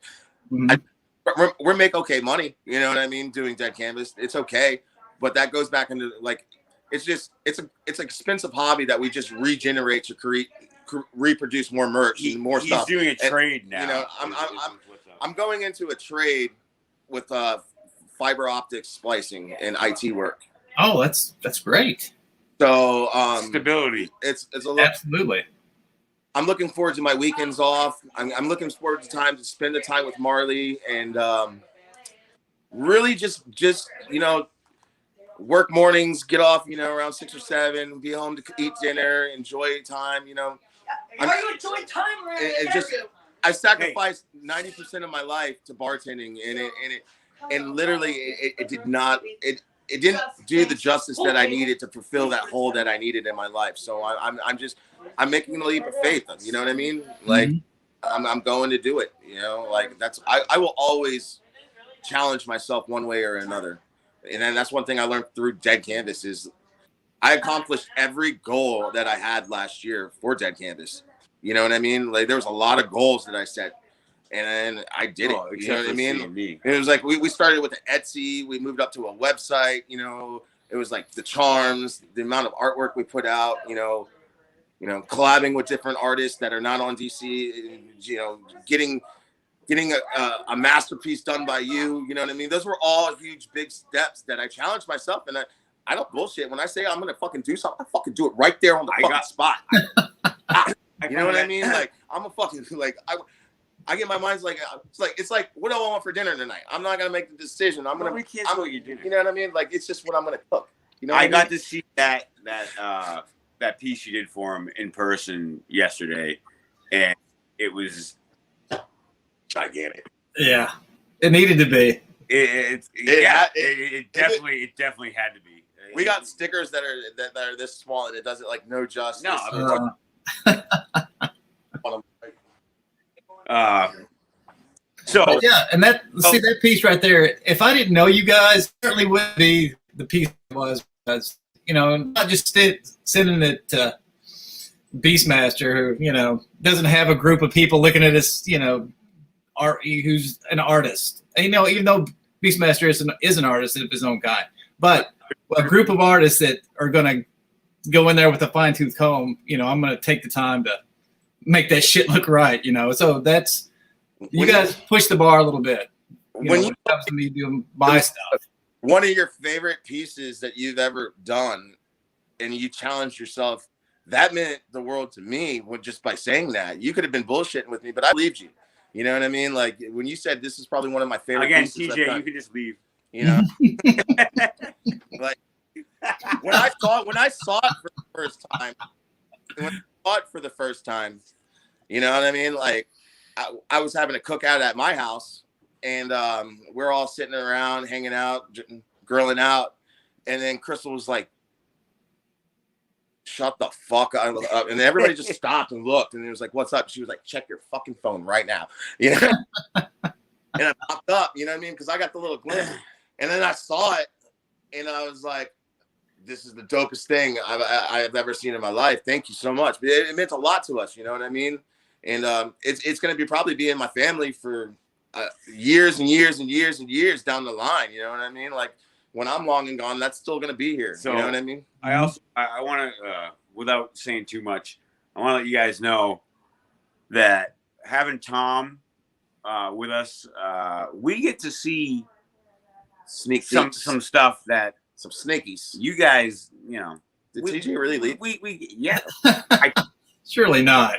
There he is. He said, "Fuck you guys." We're not. We're not gonna say what we see or whatever, but we get, you know, we get that privilege, and that alone. I mean, with the last one that you showed us, that is now a thing. That meant so much to us. Like we geeked out that we got to see not only see a Joker's card, but know and talk to the one that created it. Was unreal. Timmy geeked out about that. Everybody geeks out about it. Everybody geeks out about everybody's artwork, though. You know, it's fucking awesome. But I think one of the most awesome nights was right after Hollow Wicked ended, and we were all in the group chat after Yum Yum was revealed, and we're all just bullshitting, you know what I mean, and talking, and it was like, you know, this is the real DC, you know what I mean? This is, like I said earlier, I was like, you guys, people get a plus of what you see, you know what I mean? But the Dead Canvas is the behind the scenes thing, you know what I mean? Like that's what it really is, and you know, for us, you know what I mean? We don't give a fuck whatever happens, but whatever we post, that's what we post. But it's more than there's more behind the story of it, you know what I mean? The communication that we got going on, and that's what makes it the magical stuff, you know. Well, there's also drama and stuff too, and that's life, you know. I love drama. People come and go, and that's with anything. And we're rambling, and we're no, this is great. We're at a party. Sorry, but no, I'm not. He's drinking White Claws. Yeah. Oh man. What are you drinking? Juice. I'm pacing myself. Ah, okay. This is day drinking. That's positive. The real done at night. Well, hey, it's Saturday. What day is it? Saturday. I'm not. Yeah, I'm not at work either. Whoa. This is what life is like. Honestly, this is why this is happening right now, TJ. If I wasn't down here doing this with all them, this would never happen. I would be at work. I as a cook, Saturdays are a must. Mm-hmm. Right. I locked it in that I was coming down. I let you know. I was like, all right. So if we're ever going to do this interview or do the podcast, this is the weekend. And it just so happened to be all of that craziness that just happened. So you're welcome. You didn't want to. I love it. This is the best.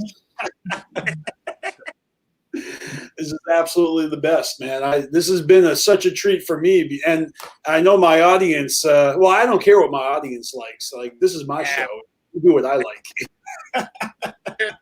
That's right now.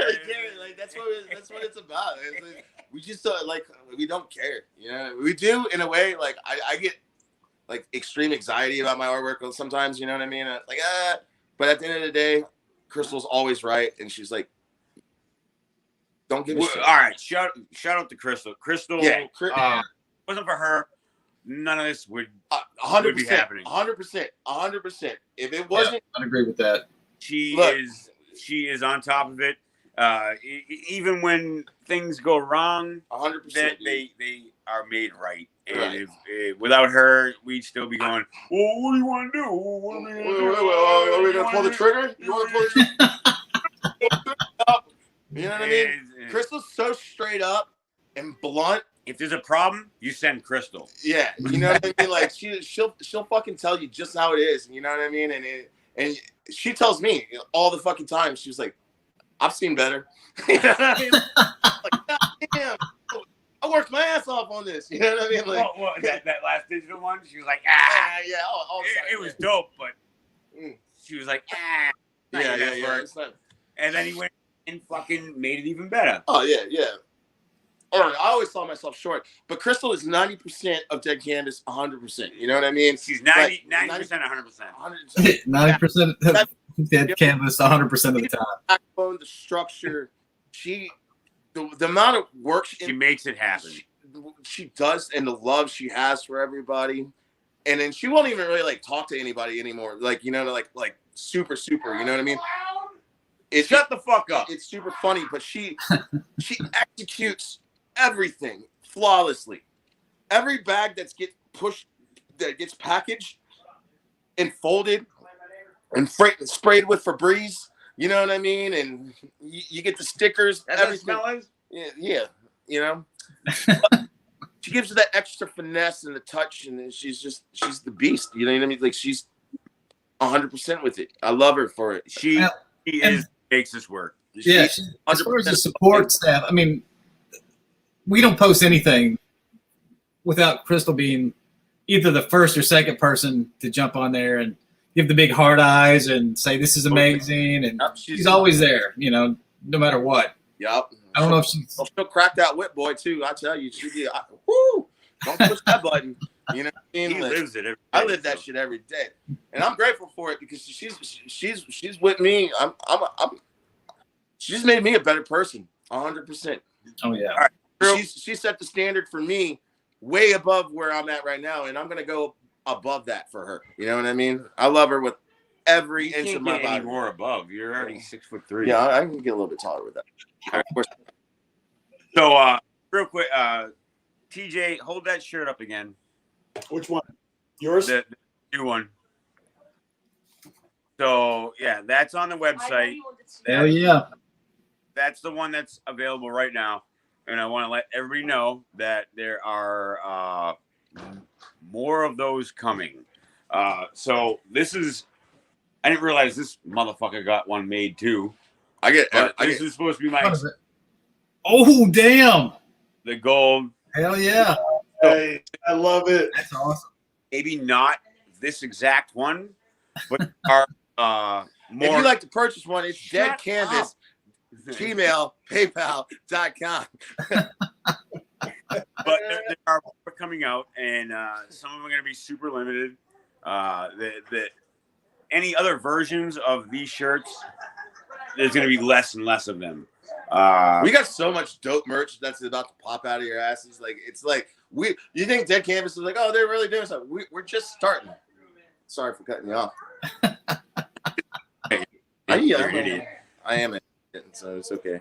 So I think we should probably, unless you have any more questions, I think we should probably call this a wrap because there's a whole party going on. And Yeah, you guys don't miss the party. we just rocked our world twice. Like, I'll bring that picture back. All right. Nice. I love that picture. I had a whole slideshow. This is Boppo and me through the years. This is Boppo at the March. I'm wearing the Grape Malenko shirt there too. Grape Malenko by Bill Dozer. Right. Here's I don't know where we are in this motherfucking picture. This is I think that's the Palladium. Yep. No. I took this picture of you at Cave and Rock. Can I tell a real quick story about that picture? Yep. Me and Wayne have a competition that this is the first picture that I did that. He's passed out. I have a beer behind him. And then we start. The first one to pass out gets a picture of that. I have I have 5 pictures with Wayne passed out. He has 3 of me. It's a game we play. You're winning. It's called a tongue in your butt. It's called either on or off. I'm on. Wayne's like that's. Anyways, continue. All right. Here's another one from Worcester. That I was fucked up then. I'm wearing. Is that Charlie Sheen? I was all sorts of. God knows what I was on that night. Look at me, Christ. Now, I took this picture from the crowd when you were on stage with Weird Die Young. Yes, at the Palladium. Yep. That was my first time on the Palladium stage. Well, that I didn't climb up the front and throw.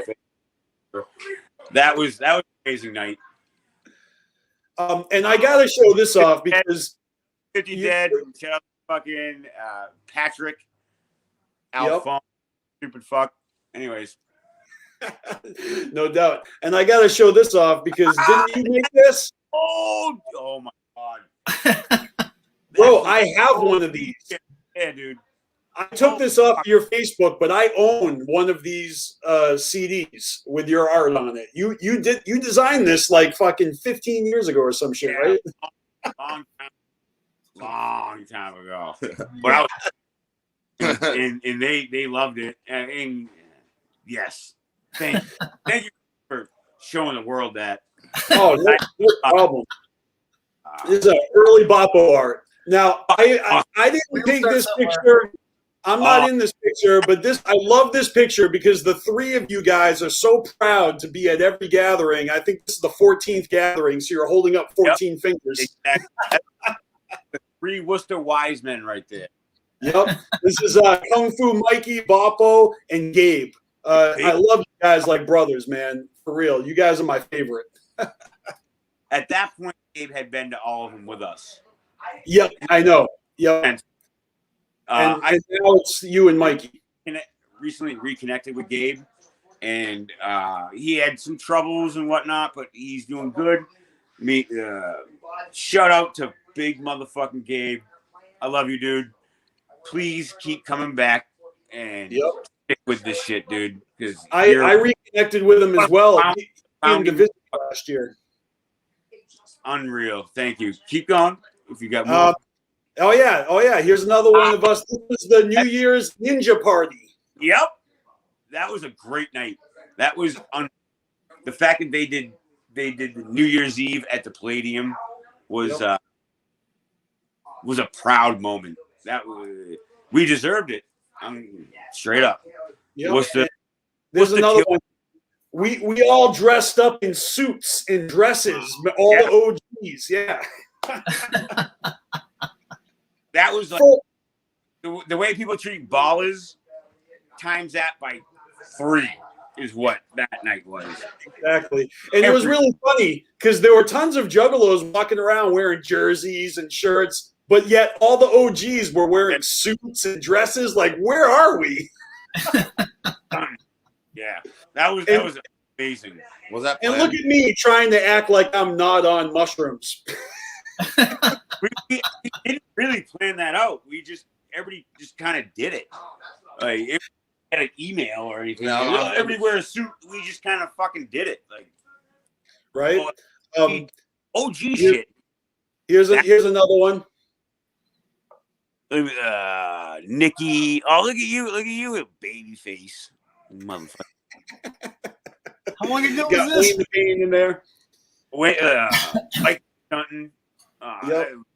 Mikey Full Force Kung Fu right there. Oh, now yeah. we see him lately. He's got long. Anyways, fuck Mikey. All right. Well, I don't have any more pictures of you and me, but I have to shout out the moment where you and Mikey actually got to be featured in ICP's music video for Jump Around, the House of Pain cover track. Yeah, that's right. You and Mikey are in that motherfucking music video, and there's some pictures of you guys with Shaggy, and I got another one here with you and Jump Steady from that recording, from that music video shoot. You know, we made a connection with Jump, and he actually called us like several times over the years to like work at the gathering and whatnot. It all stemmed from that shoot, and if you mind if I tell a story about that whole experience? Oh, I would love to hear a story about that experience. Right. So this is what you talked about earlier about GPS wasn't a thing. At this point, GPS had just come out with TomToms or whatever the fuck they were back then. Right. Yeah. So we entered the location and we hit the fastest route, and the fastest route from Massachusetts to Detroit is up over the Great Lakes instead of under the Great Lakes. So we didn't realize we were going to Canada, and we were in Canada. And I just lit a bowl, and the whole car smelled like weed. And we stopped at the little booth, and we were like, "We're not trying to go into Canada." They were like, "Well, you're already here." And we pulled over. They said we were going to sign a piece of paper and turn around and drive back. This is when the Juggalo gang shit first like really kicked off. Yeah. And so they came out. There was 3 officers putting on leather gloves to search the whole car. They made us go inside. I had the weed in the pipe, and I had an empty Dunkin' Donuts bag. There's no Dunkin' Donuts anywhere near where we were at. I put the weed in the pipe in the bag, rolled it up, picked up my empty Dunkin' Donuts coffee thing, and they let us walk into the place on our own. And there was a trash can. This might be incriminating, but whatever. There was a trash can outside the door, and I threw everything away. And we went in there, free and clear, no drugs on us whatsoever. But when they started interrogating us, and what it came down to was they saw my tattoo, and that turned into a whole fucking opening a can of worms. Oh, wow. Still a term? Can we still say that? Can of worms.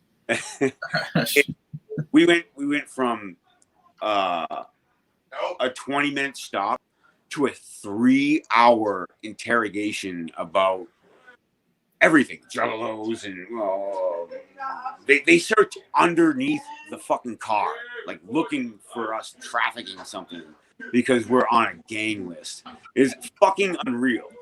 So we go through all that. We finally get to the fucking location, and they told us that if we didn't get to that bar that they were shooting that video at before they locked the fucking deadbolt on it, then we weren't gonna be part of it.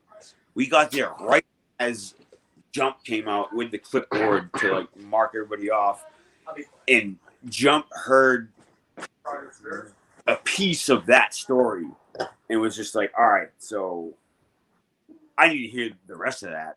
Because at that point, they were taking testimonials about people losing their kids, people kicked out of the military, like all that shit. This is one of the first reports of something like that happening. And the whole video shoot went down, and there was a lot of lame kids there. And I keep saying, shut the fuck up. We were supposed to come up with magic words. Shut up. When we say that. You know what I mean? Anyways, so there's a lot of kids there that didn't really get what being part of a shoot was. Like they tell you to at the end we're supposed to be watching a parade, and you're supposed to be acting like you're watching something, and these kids are just like looking right at the camera. Yeah. So me, I come from I was a theater kid growing up. I'm very flamboyant with a lot of things, but like looking down the street, checking my watch, like, you know, like being natural on camera. And Jump said, he was like, you see what this kid's doing right here? Pointing at me like, this is what you guys need to do. Like, fucking act. Like, do something. At the end, Jump came up to me and Mikey, and out of all of the 25 people that were there, we were 2 of 4 people that he circled our names and took down our numbers and actually kept in touch out of everybody, because he felt it. He felt that we belong there, and we doing something positive. And it just started the whole connection with me and Psychopathic and Mikey and Psychopathic, and it's never gone away. Like, Jump has called us to Mikey was one of the he was the male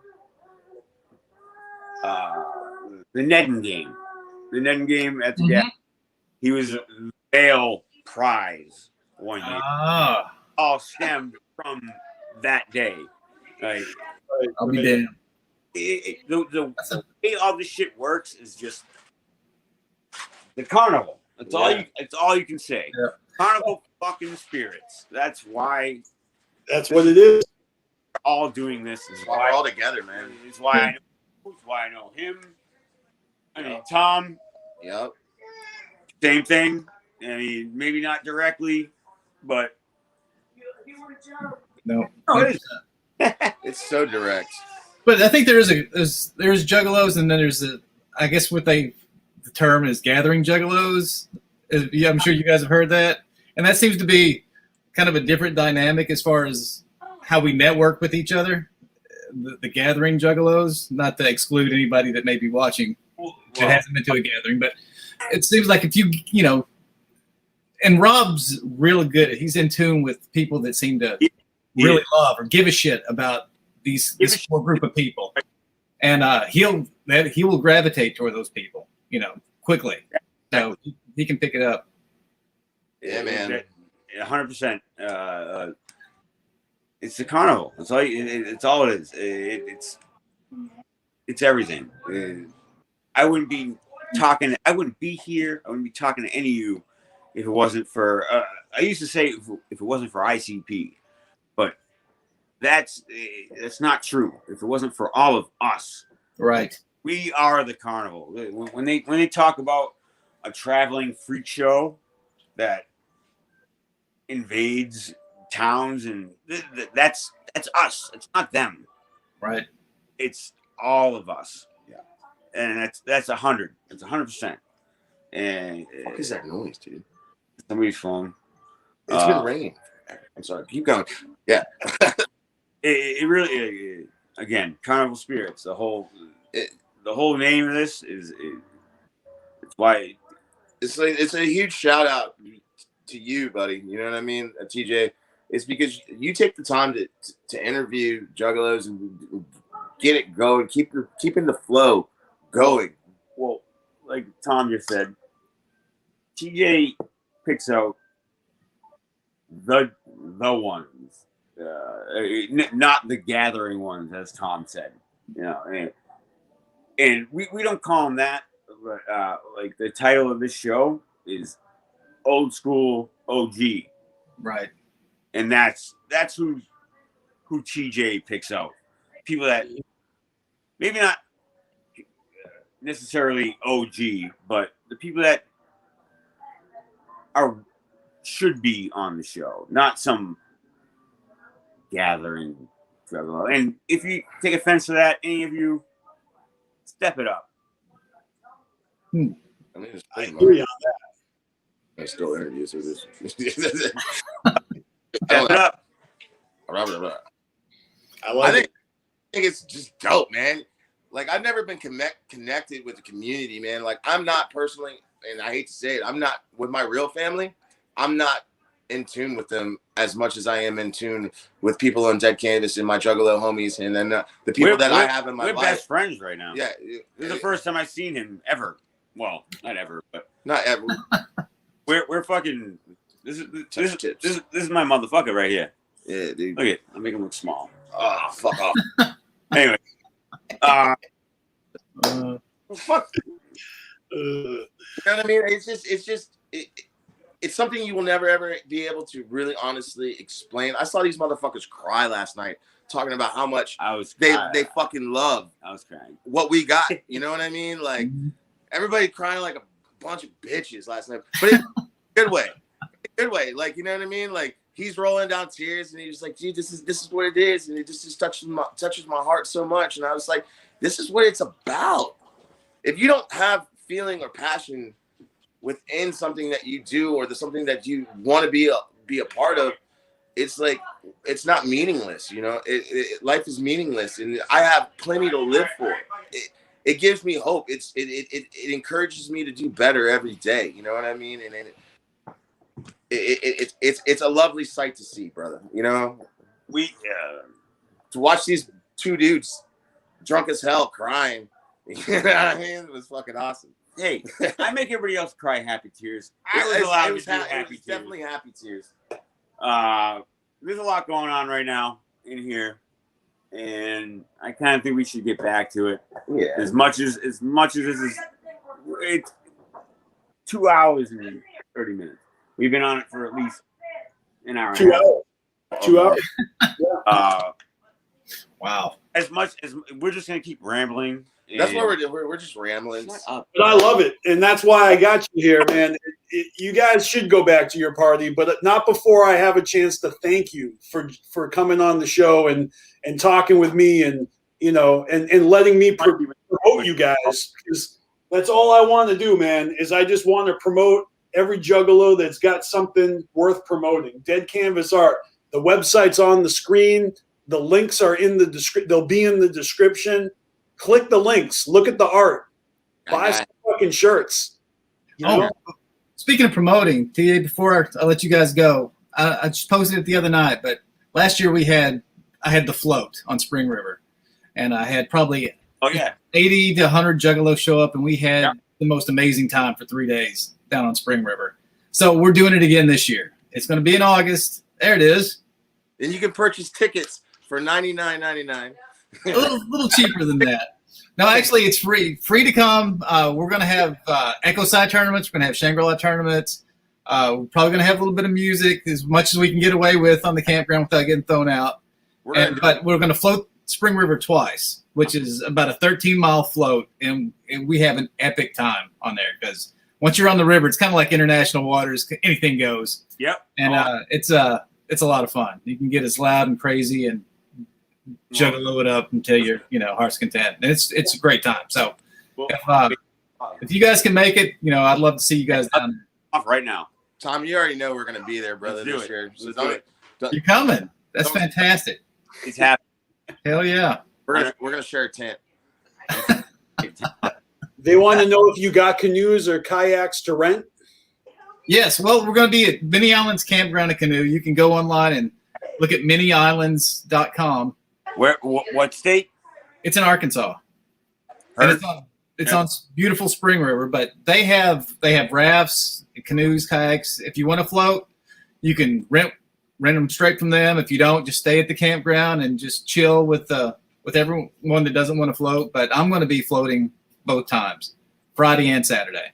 Well, the fact that I made this journey to see him, it's going to be this is going to be a recurring thing. So This is what we plan to do. That's when we're going to go come see you, Tom. This is That'd happening. be awesome, Boppo. You guys are more than welcome anytime. I mean, any time of the year that you guys wanted to come and just see the farm or whatever, you're more than welcome to come. But don't tempt me with a good time. Right. But that's what this is what we plan on doing, is creating more trips together. You know what I mean, and doing things together and seeing each other. Which we were talking about an art show tour. Art show eventually. Tour where we go around and go different places and set up shop and present artwork. Maybe have a DJ, some cocktails. You know, make it a thing. Do the thing. You know what I mean? Like, we're going to different festivals besides the gathering. You know what I mean? Like, we need to go. Do you really want to leave these faces right now? No, but we probably should. Yeah, you guys get to your party. Go. Yeah, it's all good. I got everything I needed from you guys on the show today, plus more. It's been a pleasure, for real. The way you surprised us with the bang. Dude, bang booms. And it was like bang. That was an up at first, and then it was a right cross with this motherfucker. It was a good one. It was good. Thank you for having us, TJ. TJ, you were the man. I hope this was as awesome for you as it was for us. Tom, the legend. Thanks, guys. Proud to be here. Proud to be part of it. Proud of you guys. Thank you guys so much. And yeah, let's do this again. Next time we meet up. This is the custard. Get the fuck out. The custard. The pineapple coil. The pineapple. All right. You guys are welcome back anytime, for real. Even if it's not on a Saturday, I'll go live, jump on, we'll chop it up. Real, on your schedule. I actually want you to reach out to a couple of the other artists on DC real quick and interview them. You know what I mean? I would love to. A lot of going on with Jade Up Art. Timmy Young, killing it. You know what I mean? And Timmy's killing it. And then Eric and everybody else. You know, I want to give a shout out to everybody on the fucking team. 100%. I love the team. TJ, let's talk. I'll do a once a month thing with you and bring these guys on with us. That'd be dope. And I'll let's talk. Let's talk. All right. We're gonna go continue to party. We're gonna go party. I love Sounds you good. so much. Woo! Thank you. Peace. Love you guys. All right. Yeah, man, you done drained my battery. All right, later. Awesome. And thank you, Tom, for jumping on and joining us. That's mad cool of you. Appreciate it. Oh, TJ, I'm always happy to come on the show. You're an awesome host, and you just put together the best programming. So hopefully I'm sure you probably put together quite a group of followers that watched the day, because you had some good guests on. I wish I could have got on earlier. Did I miss Jackie on the show or two? Yeah. Jasmine jumped on for a hot second, and I invited a couple of people. Not everybody made it, but you guys did, and it made it really special. Yeah, awesome. Yeah, and so that's what I was trying to do. Is I was trying to surprise them, and they were surprised. So there was mission accomplished. Yep. And then everyone watching, they get to benefit as well, because because Dead Canvas is the shit, and I just want to put them out there like that, and so, like I said before, check the description of the video tonight and every day after. All the links you need will be there, and to check out all you guys. I'll have the Dead Canvas Facebook page, the Facebook group, the Instagram, and most importantly, deadcanvas.com. you know, where you can find all the artists, all the work, all the prints, all the shirts, and and support. You know, these guys are grinding. I may not have had a chance to tell them to their faces, but like I am inspired as fuck by what I see coming out of that crew. Like every time. The dynamic of this group of young artists is impressive. I mean, they definitely seem to fuel each other, where most artists have to just self-motivate, and that's not easy for all, you know, for artists as a whole. But the ones that can do it, great. The ones that can find a support group to help push themselves and inspire themselves to continue to get better, like that Canvas has, you know, it's good for all of us. So I expect to see great things out of this group of kids. Yeah, me too, man. And the cool thing is that I really have known Boppo for almost 20 years. And even though he doesn't remember meeting me at the gathering in 2001, like, just he is such an undeniably recognizable dude, you know. And I watched him grow his little dreadlocks all the way down to his ass over the years. And he's so charismatic and so friendly. And he's always like chopping it up and getting drunk and partying. And of course, like from the same clown town, like we would go to the parking lot and just party. Like, and that was my thing, is like, I would go to clown shows and not know anyone there. Right. And me and my best friend would go, but then my best friend moved to Florida. So I had to go to clown shows by myself. I used to bring college friends. I used to bring a couple friends with me that weren't juggalos. And then eventually I had to go to shows alone. And so I just parked my car, grabbed my beers, started mingling with random juggalos in the parking lot. And I just met like Boppo and all his crew, all his friends from the South Shore and Plymouth, and, you know, all our mutual friends. I just kind of like met them. And so every show I would be like, hey, there you are again. And it just became a recurring thing. I mean, just like it is at the gathering, except, you know, in Massachusetts. And so, you know, it's just really special because he's just one of many juggalo connections I've made in my life. You know, he's just one of them, but he just happens to be mad talented and extremely beloved by like hundreds of fucking juggalos across the country, because he's been to all 20 gatherings and he's like that. He's a magnet. He's a magnet for, you know what I mean? Like, people are drawn to him. Yeah. Just looking at him, the purple and the Malenko and the dreadlocks, people have come up to him, and then, you know, you got a brother for life. Like, you know, it's crazy. Absolutely. No, and you know, I've said this, I think, before when we talked, that you know, I was nervous about my first show at Gathering 17 when we debuted Into the Echo Side. Jump Steady had me down, and I was like, I knew nobody.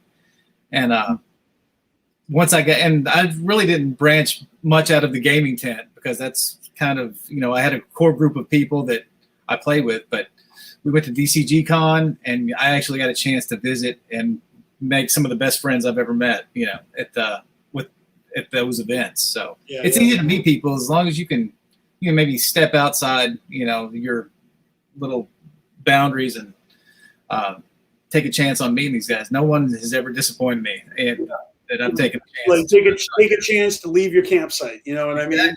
Yeah. No, 100%. Yeah. Well, Tom, I'm gonna say goodbye, because there are a few things I got to do to wrap up the show. The audience is expecting. I mean, you're actually welcome to stay, but no, I'm good. I'm gonna let you wrap things up, and I got to talk about new music that came out this year, and I do a giveaway, and I'm gonna play a song. So, you know, I gotta kind of you know, go through the motions here, and it's just been awesome though. I swear, like every episode, every guest has not disappointed. And this is like the most fun project I've been doing all year, you know, going Saturday afternoon. So until we meet again, and hey, maybe I'll come out and float with you in August. Oh, that would be awesome. That would be awesome. I promise you will not regret that decision if you come out. You'll have a good time. I'm thinking about it. You know, I'm down with that kind of thing. All right, Tom. I'll catch you later. Tom Wood, everybody, the one and only, And so now, Don Chaos. Don Chaos, giving props. Yeah. All right, man. Take care of yourself, TJ, and I'll talk to you soon. All right. Thanks, man. See you. All right. All right, guys. So, like I said, we're gonna do the thing. We are gonna talk about new music that came out. First and foremost, I got to give a shout out to Alice Cooper. Now, we already talked about Alice Cooper because his album came out. The funny thing is that his album fucking hit #1 on the charts. So a lot of people are enjoying this shit. I think it was the episode with D Lyrical and Jay Bazaar where we talked about this album. And there's a track on here that actually it doesn't name drop ICP, but he makes a reference to ICP, and it's kind of like a diss. It's kind of like he's dissing everyone else from Detroit and claiming the throne. You know what I mean? It's definitely worth a listen. This whole album is. Alice Cooper is one of my favorite musicians, OGs. Talk about OG dickheads. Alice Cooper, he is the fucking OG dickhead. And I've been enjoying this album this week, so I wanted to share that. Next on the list, I've got my homie, Mac Daddy Mills. Mac Daddy Mills is the motherfucker who brought Cold Cuts to our attention, and we've talked about that. But he's got a single. It's called Boiled Beef, produced by Jack Progresso. And this is from his upcoming album, Shroom. And this is available on YouTube. So I'll provide a link later. And he's also got a mixtape coming out, Mac Daddy Mills Volume 4. That's dropping on 4/20. So keep your eyes open for that. Next, we've got Willie Hayes, who has dropped a video called The Detour. Willie Hayes actually inboxed Carnival Spirits on Instagram to promote this. So I just wanted to pay that forward and show y'all. And I don't know who's pinging me. I'm getting messages here. I'm getting spammed. What the fuck? Who's spamming me? All right, let me just... quick grab a link here, and let me throw this link where it needs to be. Go. Oh, all right. So yeah, Willie Hayes got this music video out. You can check that out also on YouTube. I'll provide a link. And the rest of the music that I'm going to share is all going to be available on my Spotify Radar playlist. The rest of these are just the first few that aren't available on Spotify. All right. We have got Jay Bazaar. He's got a single out with Little Nate, and it's called Waitin' to Pop. Dropped this week. And you can check that out on Spotify. Also, we've got, got to make sure I'm not doubling up the text here. I think it's Alaz. I hope I'm pronouncing that correctly. He's got a new single featuring Crazy Bone of Bone Thugs and Harmony, and it's called Let's Ride. I actually saw this promoted on Instagram, and I went looking for the track on Spotify. Let me tell you something. If you do a search on the title Let's Ride, it brings up like fucking 30 fucking songs. There are so many songs out there called Let's Ride. But this is the newest one. All right, next on the list, got XL The Beast featuring Slain with a single called Wreckage of My Past. And this is really dope. I enjoy this track a lot. I'm a huge Slain fan, you guys know. But I enjoy this track a lot. All right, also, we've got Steel Panther. Steel Panther with that Van Halen cover track for Beautiful Girls. If you didn't know, Steel Panther, the lead singer, used to be in a Van Halen cover band before he was recruited to be in Steel Panther. And Satchel, I think he's the bass player of Steel Panther. He's the one. I think he's the primary songwriter, and he used to be a guitarist for Rob Halford. Anyway, back in the day, he wasn't on Judas Priest, but Rob Halford had like another band after Judas Priest that Satchel used to be a part of before he went on to create Steel Panther. But what's Chaos saying? Track called Let's Ride with DJ Clay and Tech 9. Yeah, man, everyone's got a track called Let's Ride. I mean, you're not a fucking rapper unless you get a track called Let's Ride. All right, next, we've got Bones and Dear God with a single called Pop Rocks. I like this one a lot too. And trust me, guys, I'll be honest with you. If I got a song on the list that I didn't enjoy, I'll tell you. I'll tell you if I didn't enjoy it. But I kind of like this one. I'm a fan of Bones. All right, next, Echo. Echo is dope. He's got this track with Boss Logic called Suicide Squad. And straight up, this track is exactly what you think it is. It is a song about DC Comics Suicide Squad. It has references to every fucking Batman villain you can think of. It's dope as fuck. If you're like me and you're a fucking Batman fan, I got the fucking Batman tattoo right here. Yo, this track is fucking a treat.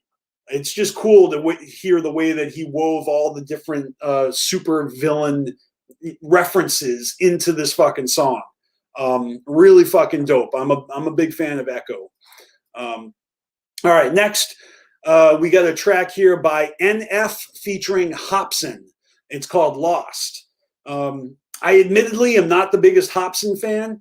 He recently reunited with his old manager from Funk Volume. They did that 4-part podcast where they kind of like talked about all their differences over the years. And Hobson revealed that he finally went to therapy. And then later on, he said that he had an album he was going to drop featuring all the music he wrote before he went to therapy.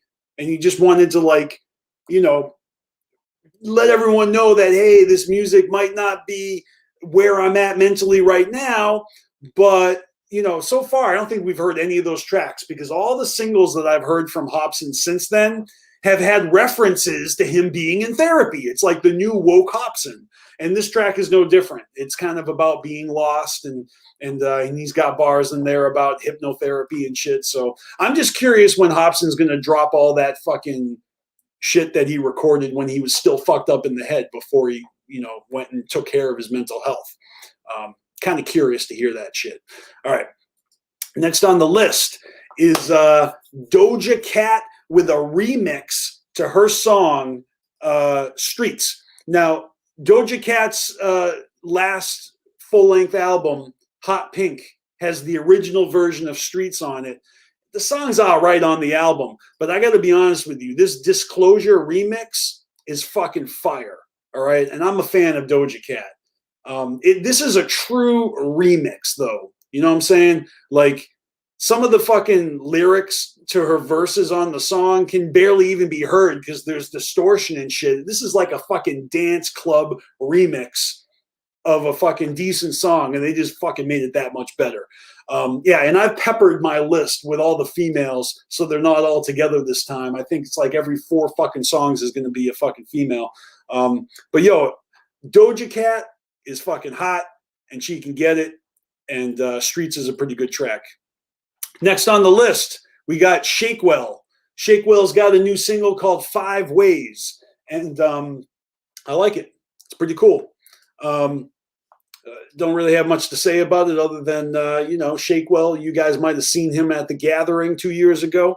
I don't know. I'm not really a huge fan. Like, I've never listened to any of his albums, but he's on my radar. And so far, he hasn't disappointed. Next, we've got this single from AWAX featuring King ISO. I like King ISO a lot. His set at the Gathering a couple of years ago was fucking dope. I believe or at least he was signed to Strange Music. I don't know if he still is, but this single is called Helpless. It's pretty fire. All right, next, we got a new single from Locksmith featuring Slug from Atmosphere, and a female vocalist on the hook named Rebecca Noble, or Nobel, not sure how to pronounce that. It's called Fantasy World. Really like this song a lot. You know, every week when I put my Spotify playlist together, you guys can listen to the playlist. I'll drop the link in the chat if you guys want. It'll be in the description of this video after we're done. So if you guys want to check it out, you can. But I am also every week cherry picking all my favorite songs from each week and putting them in a 2021 playlist. So maybe at the end of the year, we'll look back at all my favorite songs from the year. This one's definitely going on that list. I like everything that I've heard from Locksmith, honestly. But I'm a huge fan of Atmosphere as well. And this is a great fucking song, and you guys should check it out. Next, now look, I was gonna skip this, all right? Because I'm not really into Selena Gomez. And I'm not really into Spanish music. But the reason I checked it out is because of the album cover art. I mean, the artwork. This fucking photograph is fucking awesome. I don't know. It just looks like this image drew me in. And it's Selena Gomez featuring Mike Towers. I don't even know how to pronounce the song. It's in Spanish. I don't know what it's about, but I fucking like it. I don't know what the hell's going on. Selena Gomez is roping me in with her fucking red rope hair and her fucking draped chairs. And I gotta say, it's a pretty good fucking song. Next on the list is a cipher. This is a fucking straight up fucking cipher, double lyrical, featuring Futuristic, Abby the Nomad, Abstract, who else? Murs, fucking huge fan of Murs, X, Jzak, NK47, Cam Michael, Cyrus, Justin Starling, Matthew Tuck, and yeah, if you guys like ciphers, fucking enjoy. Next, we've got a remix to Buckshot and Kung Fu Vampire's Don't Get Beat Up. I don't know if it's pronounced chaotic. Yeah, chaotic. It's the chaotic remix of Don't Get Beat Up. Obviously off of their Double Dragon album recently came out. It's pretty good. Next, we got a single from Lamkey Notes featuring Drake, All These People. You know, I brought up Drake last week because he dropped new music for the first time in a long time. And I think I started to say there was a reason I was bringing up Drake, and I never even said the reason. The reason is because the label that Drake is on, I think the sister label is the same. I think the same label that Drake is on is the same fucking thing that Baby E is on. That's right. Ouija Mac is working with Baby E, right? They got their We Never Forgot album.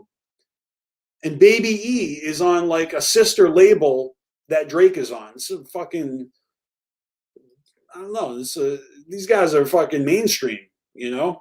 Anyway, I just thought that was notable to, you know, Ouija's working with someone who's affiliated with Drake. That's all I'm saying. All right. When was the last time you heard anything come out from Gwen Stefani? She's got a new track called Slow Clap. Is that like when you're fucking, yeah, Young Money. Thank you, Opran. So yeah, anyways, I'm not even like, you know, huge into Gwen Stefani, but she don't make music that often.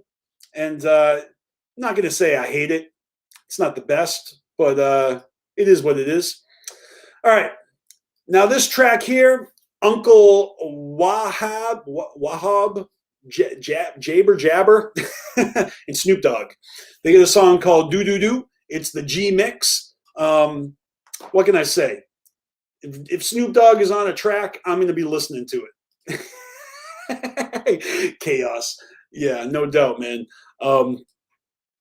Clapping butt cheeks. All right, you guys are with me still. I see this. But we got to keep it moving. Next on the list, we got Reckless Intent. They got a Jamie Madrox feature. It's called Against the Grain. is it just me, or does it seem like Jamie Madrox is doing a lot of collabs? Like where is everybody getting these Jamie Madrox collabs? Is he really selling his verses that easily, where everybody's getting Jamie Madrox on a verse? I don't know. Is M&E that hard up for money? All right. Next, we got Benny the Butcher and Harry Fraud with Thanksgiving. I like it a lot. It's good hip hop. Got to keep it moving though. Next on the list is you know that when I see this image, I'm clicking it, and it turns out her name is Rose. I think there's like an accent on the E, so it's actually Rose on the ground. And I gotta say, I'm a sucker for a female vocalist, and she's pretty good. So she made it on the list. And then after that, we're finally to full-length albums. And yes, Rob Zombie has dropped his full-length, The Lunar Injection Kool-Aid Eclipse Conspiracy. That is a fucking mouthful. We discussed a couple of singles off of this release a few weeks ago, beginning of the year. And yeah, Rob Zombie has piqued my interest again. I haven't listened to like a handful of his most recent albums. I kind of slept on them. But I told you guys before, and I'll tell you again, Educated Horses is my shit. All right? That album is dope. And this one is too. So definitely, yeah, you got to check this out, man. Rob Zombie has presented a decent fucking full length. And oh yeah, no doubt, Don Chaos interviewed Reckless Intent. I remember that shit. You know what? We're actually going to talk about someone else that Don Chaos interviewed. He recently had Shock and Dash on his show.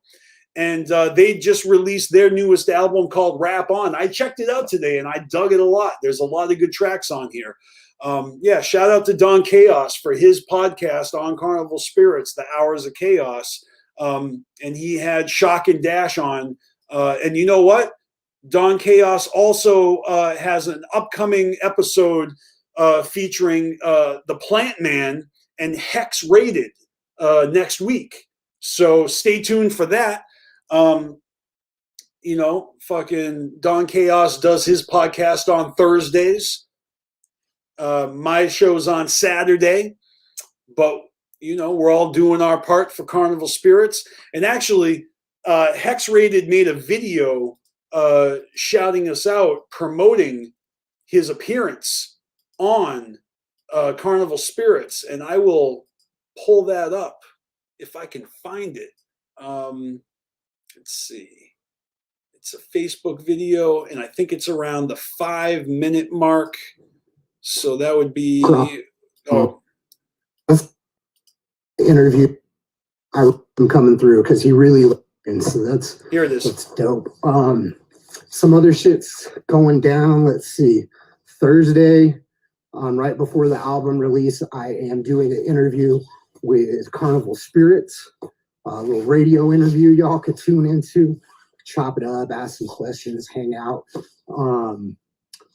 Starts 6 p.m. Mountain time is when the cast starts. So make sure you tune in for that. And then the day after the album drops, something else happens. But yeah, Don Chaos is doing the damn thing. Shock and Dasher from Denver, that's what's up. Yes, Don Chaos also does the ICP Comics readings. He does those on Fridays. And yeah, big things happening. Big things, motherfuckers. All right. And I think that actually is there's one last thing that came to my attention because Carnival Spirits pointed it out this morning right before I went live. They shared some info. I might as well just share it with you guys. And that is some posts from the Psychopathic Museum. Gentleman by the name of Gary Arnett says he just got a text from Mike E. Clark saying, I'm starting the Mike E. Clark's Funhouse Murder Mix Volume 1 CD today. Yeah, so that's something to look forward to right there.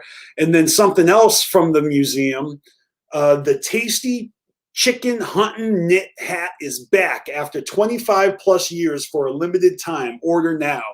And I didn't get a chance to read this, but back in 95 when we oh my goodness, this is a lot to read. I tell you what, check out the Juggalo, the Psychopathic Museum, and check out the info on the Chicken Hunting Knit Hat to see what's going on with that. Because I don't want to take the time to read that shit right now because it's already past 6 and we got to do a giveaway. All right. So what I'm going to do is I am going to give away a sticker pack, some flyers and some stickers from Dead Canvas because I've made several purchases from Dead Canvas, right? I got Boppo's shirt right here. There, let me go full screen for a heartbeat. So I've got Boppo's new fucking silver skull shirt. This is really fresh. It's available now at deadcanvas.com. I've got Jasmine's shaggy knife fucking shirt. I don't know if these are available. Let's see. Oops, just made a mess. Here I've got Picasso's fucking ill glow in the dark shirt, right? And then what else do I got here? I got Boppo's first shirt on Dead Canvas. It just says Dead. Now, every time I bought a shirt off of Dead Canvas, it came with stickers and flyers. And so I've got an excess of stickers and flyers. If you guys would like to win a sticker pack from Dead Canvas, and I'll include some other freshness. All right. So this is going to be a flyer sticker pack with Dead Canvas swag. Let me hear it in the chat and I will put you on the wheel. You know how we do. I'm going to pull up the wheel right now and let's see. We've got 2 wheels we need. And then also, if you want, I will take the copy link. Here's a link to my Spotify playlist. All right, so you guys can check out all the music I talked about. All right, so Jazzer wants in, Off-Brand wants in, Scottish Misfit wants in, Ivy Killer wants in, Nobody Man wants in. All right, so far y'all are on the wheel. Let me see here. I will put the wheel on the screen while I enter. Again, if you guys want to enter for a free giveaway, I'm going to mail out a bunch of free stickers and flyers. And, I'll add some extra stuff, not just Dead Canvas.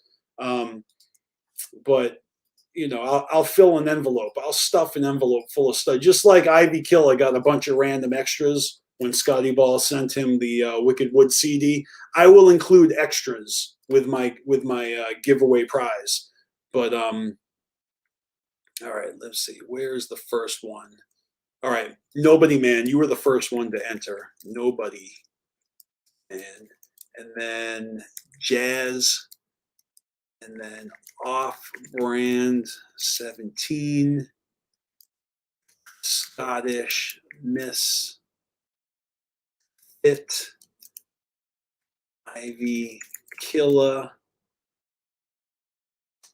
All right, Midian, you want in? Of course you do. Midian, right, Thy Ghetto Freak Show, Juggalo John,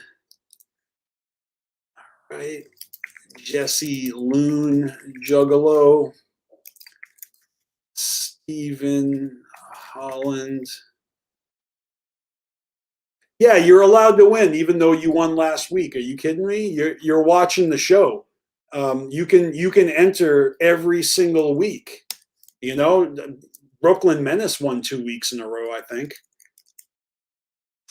Cheyenne Ninjet 665. All right. Here's what the wheel looks like so far, and let me just click through again. This is a giveaway for Dead Canvas stickers and flyers and Danny Boy wants in, and Bucky wants in. That's what's up. And,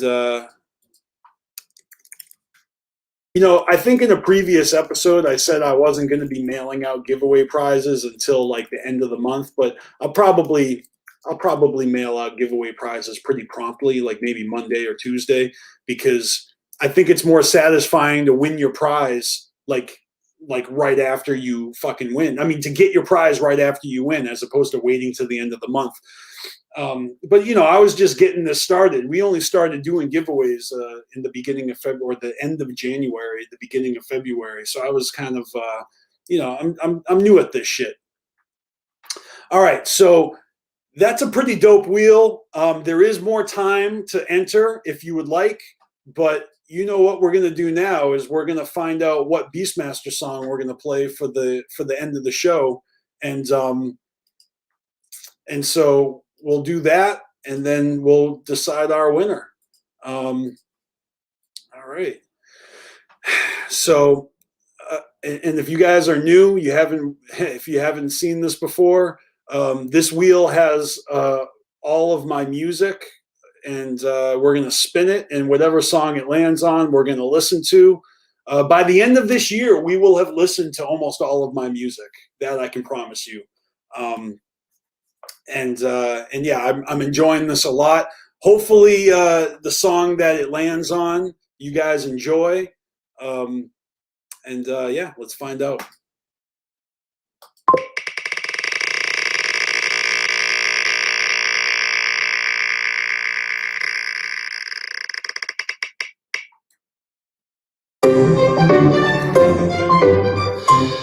All right, so Rhinoglyphics is the title track off of my album, my first full-length album. So it's actually like the last track of my album. Song means a lot to me. And all right, that's what's up. Silent J, you're in the giveaway.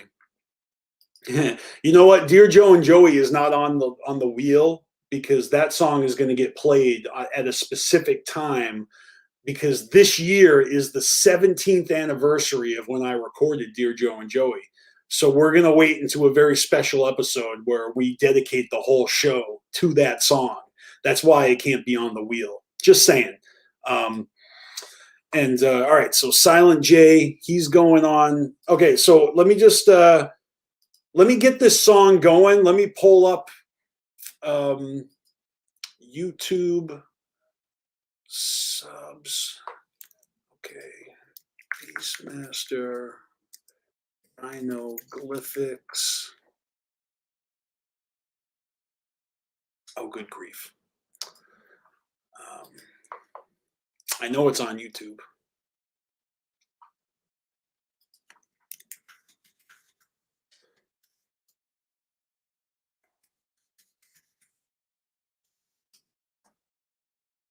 There we go. Found it. All right. Oh, that's not the way I wanted to share it though. All right, application window. No. Sorry about that.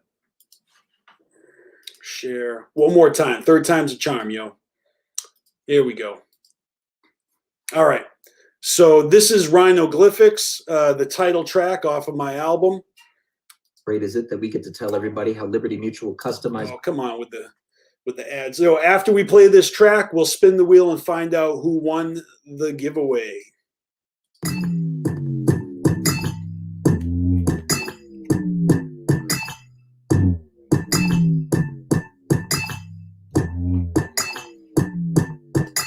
My head's still spinning with these rhinoglyphics. The life I'm living doesn't make any difference. I see dimensions when I look at reflection, but I feel connected like a heartbeat from heaven. Somehow my head's still swimming in these rhino-glyphics. Have I had these visions since the beginning? Philosophy, quantum physics, trauma, victory, are religious. Are we pissing away our existence?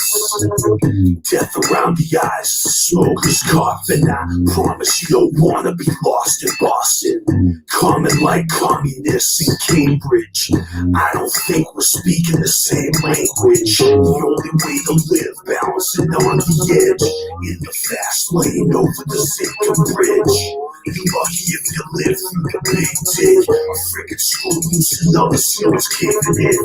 Bottom of the barrel mentality going round. Good for another Patriots first down. Suffering winners that others only read about. Getting in the burial grounds, gone foul. Dark saints, enthusiasts, and hooligans. Polished politicians, y'all ain't fooling us. Scapegoats take a fall from all of us. So please don't volunteer all at once. I'm still spinning with these rhino-glyphics. The life I'm living doesn't make any difference. I see dimensions when I look at reflection, but I feel connected like a heartbeat from heaven. Somehow my head's still swimming in these rhino-glyphics. Have I had these visions since the beginning? Philosophy, quantum physics, trauma, victory, are religious. Are we pissing away our existence?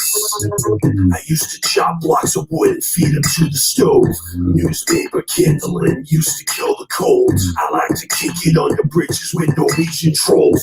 Claustrophobic hellholes are like my comfort zone.